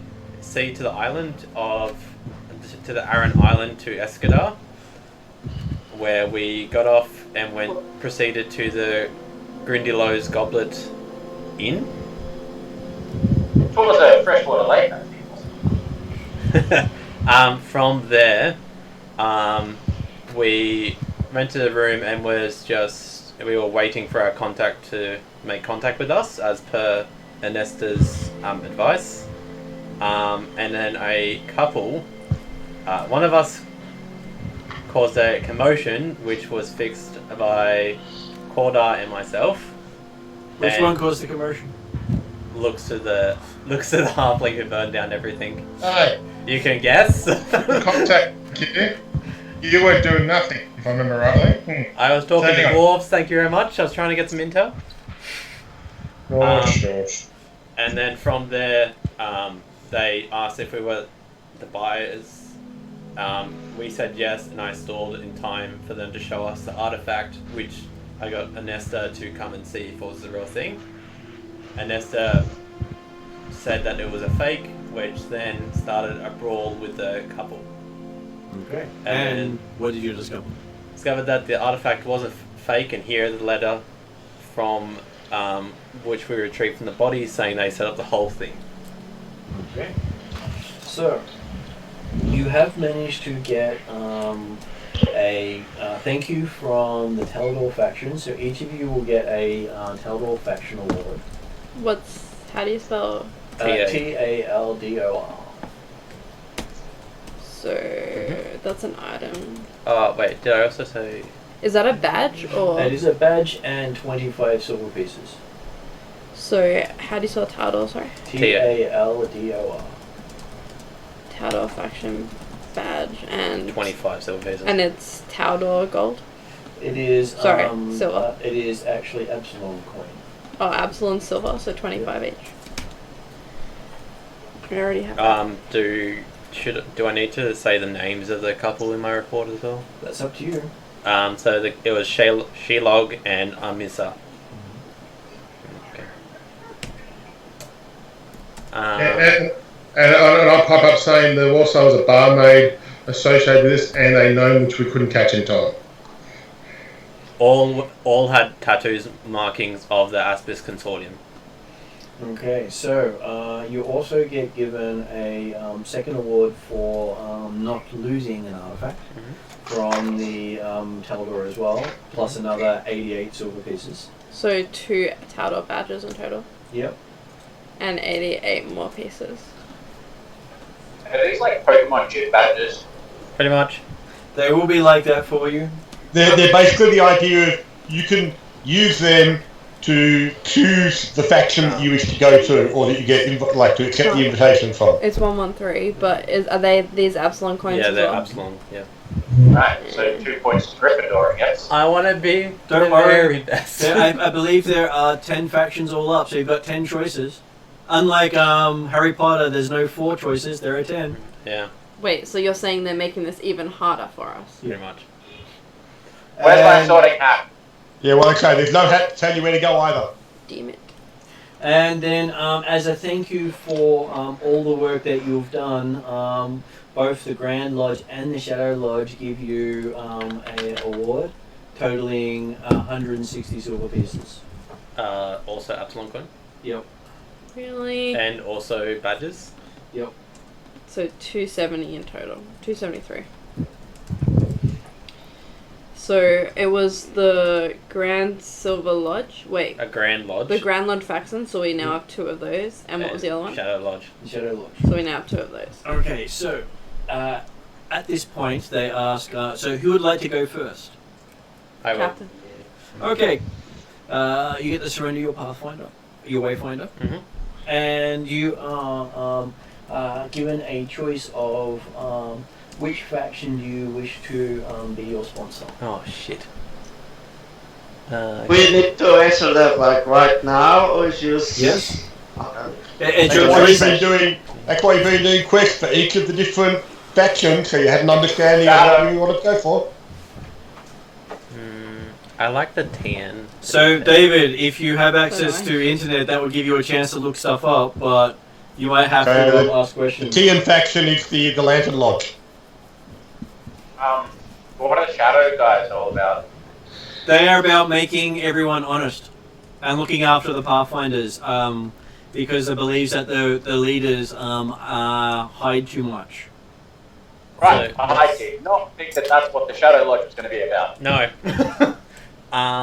Well, you're probably thinking of the Snarky. The Snarky faction is basically the ones that are run by thieves and criminals and everyone out for themselves. So think of the Shadow Lodge very much like the Democrats used to be for Australia. They're keeping the bastards honest. Pretty much. Exactly. And the Yeah, and the that sounds landlord. boring. But that's not necessarily what people believe they do. Yeah. Okay. He also Because seemed pretty nice. they're seen as being the ones that are hiding in the shadows and are obviously untrustworthy. What are the other ones? Taldor. Just bringing So the you- Taldor are the sort of the ancient empire that are trying to return to former glories. They tend to be a bit like nobility, effeminate nobility type stuff.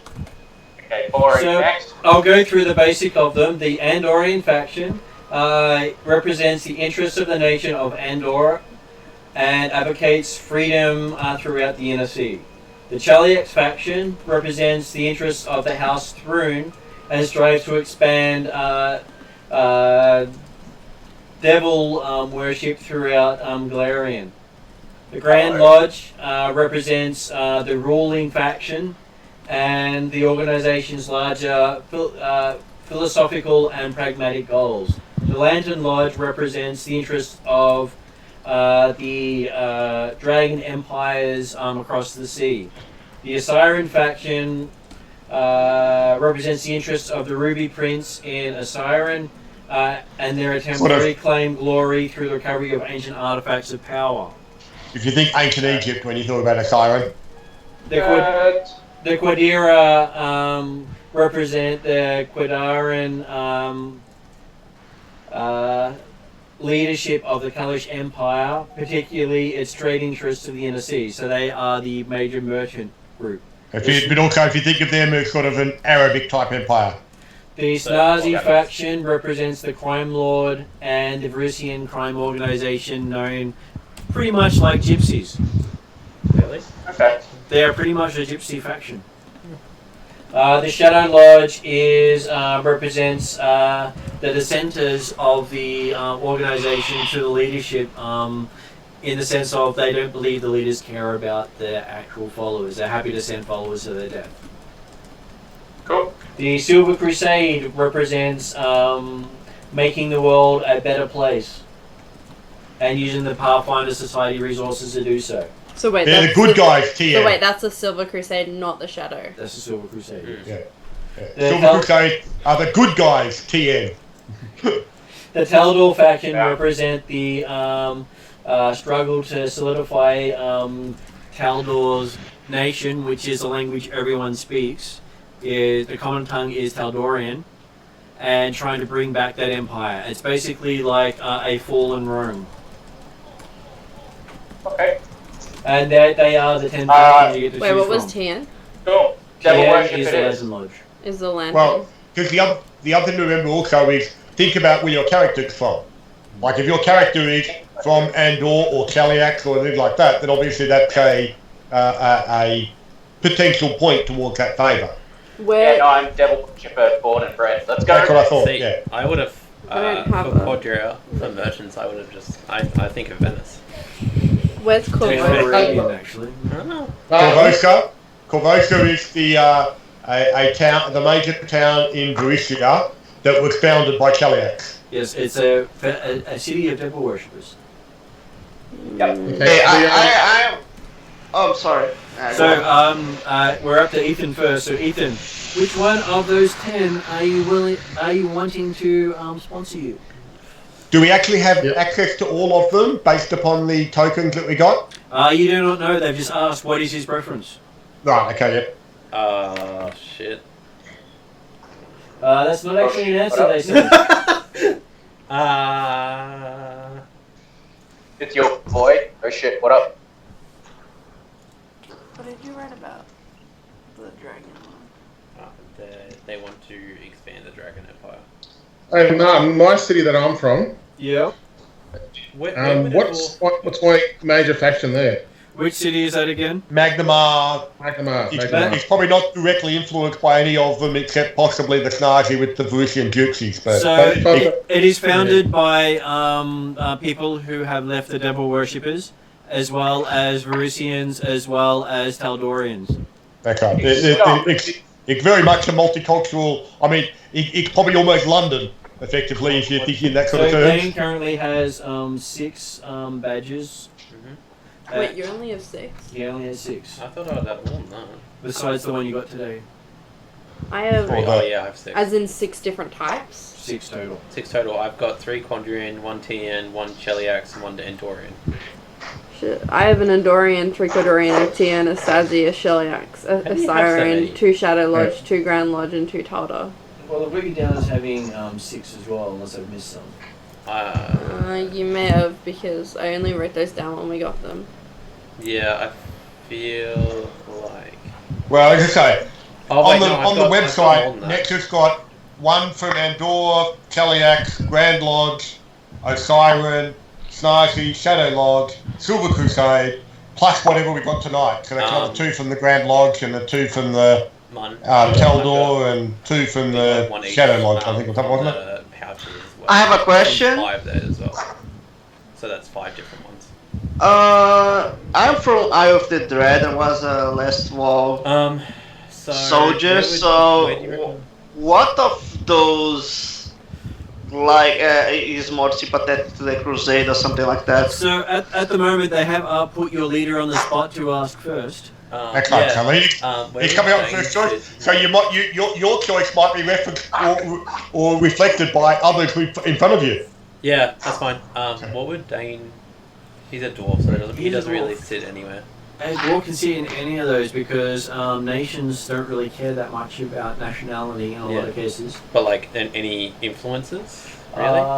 You probably the merchants. You have actually enjoyed support from all of those. Yeah. And yeah, some of the patches you got didn't actually give you awards. You just got money from them. Yeah. I have them written as badges. They're artwork, but it's fine. And they are all listed up on the website. I'm gonna go for TN. You're going for TN? Yeah. Okay, so you get given an extra TN badge. Yep. Does the Grandmaster like nod the heads or something? Okay, and you wish to seek their sponsorship. Yes. Okay. So give me a diplomacy roll. To say why this is basically saying why you believe that you are worthy to be. I don't feel like that's going to be enough. 13. 13 total of your diplomacy. Yeah. Okay, so she looks at you and says, at this stage, she'll accept you and sponsor you as part of the Pathfinder Society. Oh, thank God. Oh, stressful. Okay, so she, as your next person up will be your lieutenant. So Kanga, please step forward. You are the next person who gets to make a choice.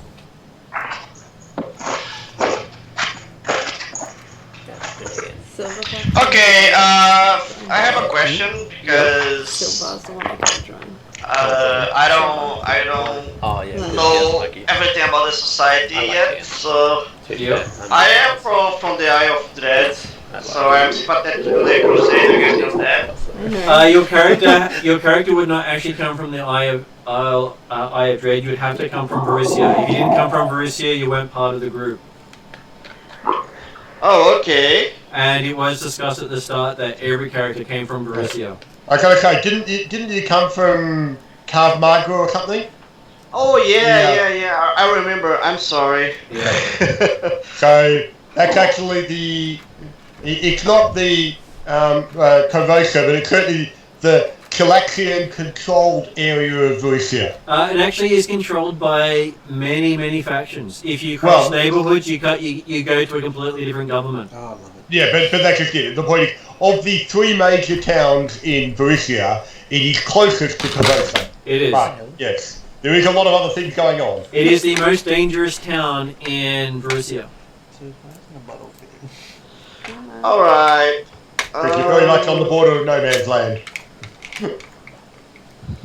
Yeah. I can't choose right now. You have to choose. It doesn't matter too much. Don't worry too much on it, Victor. What? Is anyone of those like sympathetic to nature or something like that? Because all of those natures, they none of them. I don't think there is nothing.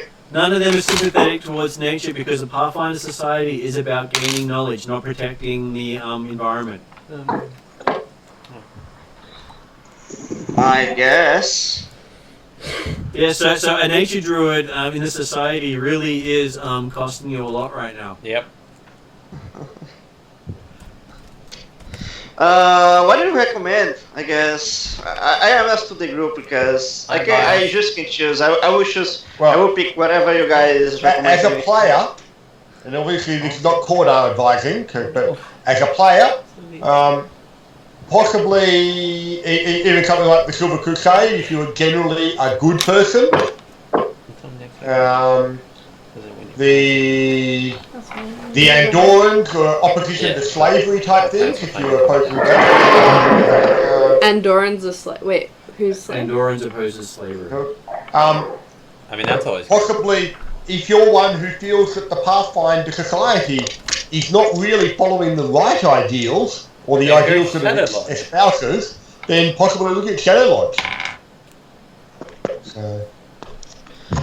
Okay. Or conversely, the Grand Lodge, if you're happy to go with the fact that the Pathfinder Society in general. So. Okay, I will get the Grand Lodge. I mean, I think it's the right choice. Well, I would think that for someone who was wanting to join the society without necessarily having specific biases, then the Grand Lodge would seem to be the obvious one to go. Okay, and then you ask them for sponsorship? Yep, I will go to the Grand Lodge. That is a diplomacy roll. I rolled you 14. How much? 14. That's 13. That's 13. They sort of look at you, and it takes them a full 5 minutes to decide whether or not they'll take you on. They decide to take you on. Oh, jeez. He was down to a dice roll. That was mine. Mine didn't take 5 minutes, but he was just like, yeah, okay. Okay. Well, it might also depend upon how many tokens you already had from those factions too. We need to write this down as well. Like, who Can you join a faction that you don't have a token for? You can ask. They're asking who the person that you favour, you get a token for. Sorry, which faction did Kang get again? Kanga got the Grand Lodge. Grand Lodge, okay. Okay, so Pinwinkle, you're up. Ta-da! I am Pinwinkle Stout Yorma. Everyone just... We all know who you are. Goes around the room because they're still paying for the damage to the kitchens. Yes. Well, they've also been you for 3 years. They've been watching you. Okay. I've thought about this a lot, and I believe my role with this group is to keep things honest, so I'm going to ask to apply for the Shadow Lodge. Okay. So that goes to a diplomacy roll. I got it. Okay, so I'm going to use my halfling luck for the day on this. Yep. Wow. In 2 rolls. Halfling luck. Which means I get a 15 total with a +0. So. Okay, so they look at you and go, we're happy to sponsor you for this role. Woohoo! Okay, next person up is Corda. Sir, ma'am, ladies and gentlemen, I'm not one for flowery words like some of the others here. My heart has always been to join the society proper. If that is available, I would wish to join the Grand Lodge. Okay, so you get a token for the Grand Lodge, and let's see how well your diplomacy roll goes. 14. That's what it is. Okay, they are happy to accept you. What happens if they say no? He has to ask one of the others. Oh, okay. And they will be less likely to accept him. Okay.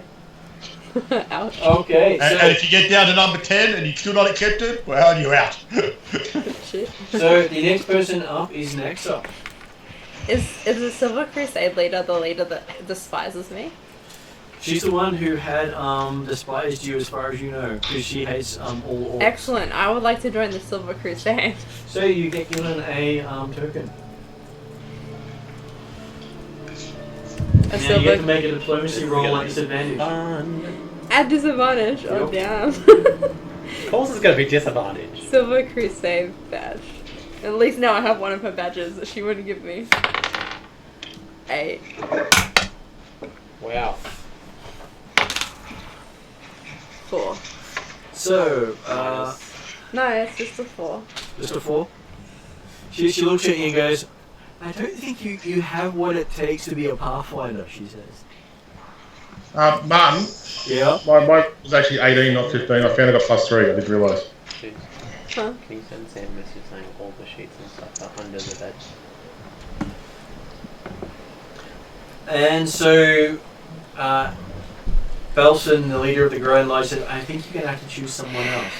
Fine, okay, fair enough. I would like to join the Andorans. Okay, give me a diplomacy roll to see how the roll take you. I rolled a 1. You rolled a 1. The Andoran, would you like to use one of the rerolls, so we only have 2 left? Yeah, go on. I'm having good luck with 1s tonight. 17. Okay, he says he's more than happy to take on what the Silver Edge cannot see. He sees your potential. I'm sad. It would be funny if you got in. Okay, and last person up is Balath. My lords, I have worshipped the devils my entire life. I have bargained. Holy Ladies, God, you're convincing. I am concerned that Ethan's just rolled way too low, and this is going to be a massive upset. 19. Oh, right, now, fuck this, I'm going. And the paracounter says, drinks tonight at my place. Sorry? The paracounter calls out, drinks tonight at my place to celebrate. Hell yeah! You know she wants you, right? Like, you probably need another one of those potions from the... Oh, no, I'm going to need so many potions after this devil worshipping night.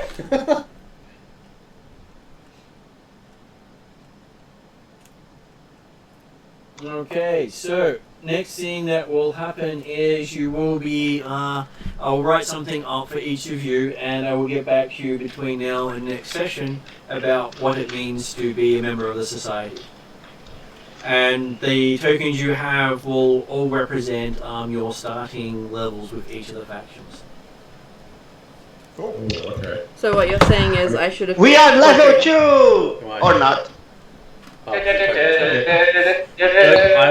was tempted to actually get the Quad Darn because I had three things. Did we level up? Yes or no? But you did not level up yet. Ah, god dang it. Does everyone It's only have one still team? been a month since the start of the game. Look at it this way, I have 2 to 3 adventures for each level, and this was one adventure. Yep. And, okay, so at the end of that adventure, you also get asked from the GM one specific question. How much did we screw? Each of your character gets to choose what is your main characteristic for this adventure. We have to come up with what our main characteristic is. So, I will be asking each of you,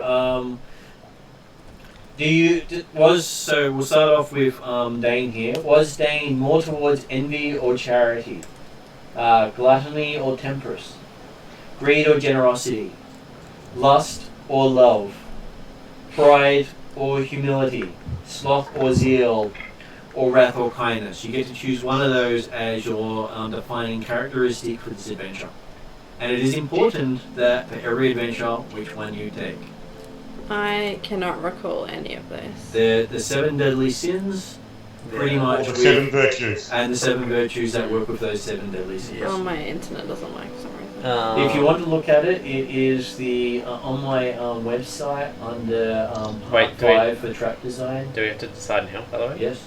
Shit. It's at the end of every adventure you have to decide what is your defining characteristic for Okay. what you have done. Can you please read those out again for me?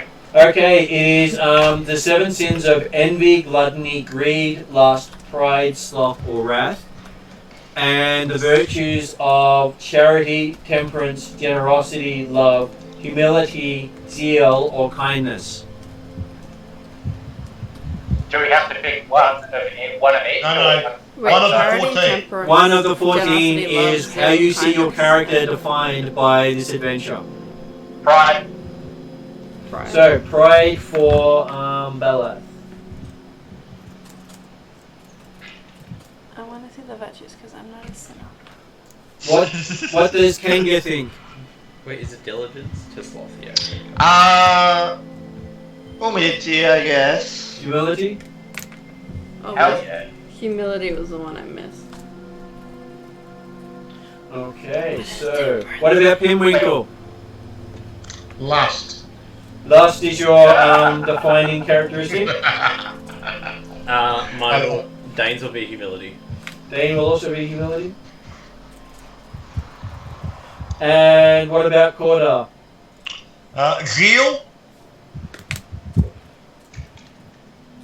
Wait, is temperance just like abstinence of alcohol? Temperance, spending a game session without drinking at a tavern when at least 2 other PCs engaging such acts during the session is basically a discussion of what temperance is the virtue of moderation. Yeah. In all things. Or abstinence. Yeah. What did they write down for pride? For pride is bragging about how nothing was scary is an example of pride. What about humility? Humility is refusing to accept an NPC's reward for a mission or giving all credit to others. I can't really see that you've been using humility a lot in what you've done. I mean, I tried. I did try and credit others. And we didn't take... So, lust is eagerly accepting solicitations, so Mark easily accepts that one. Yeah. Done. Oh yeah, done. Easy.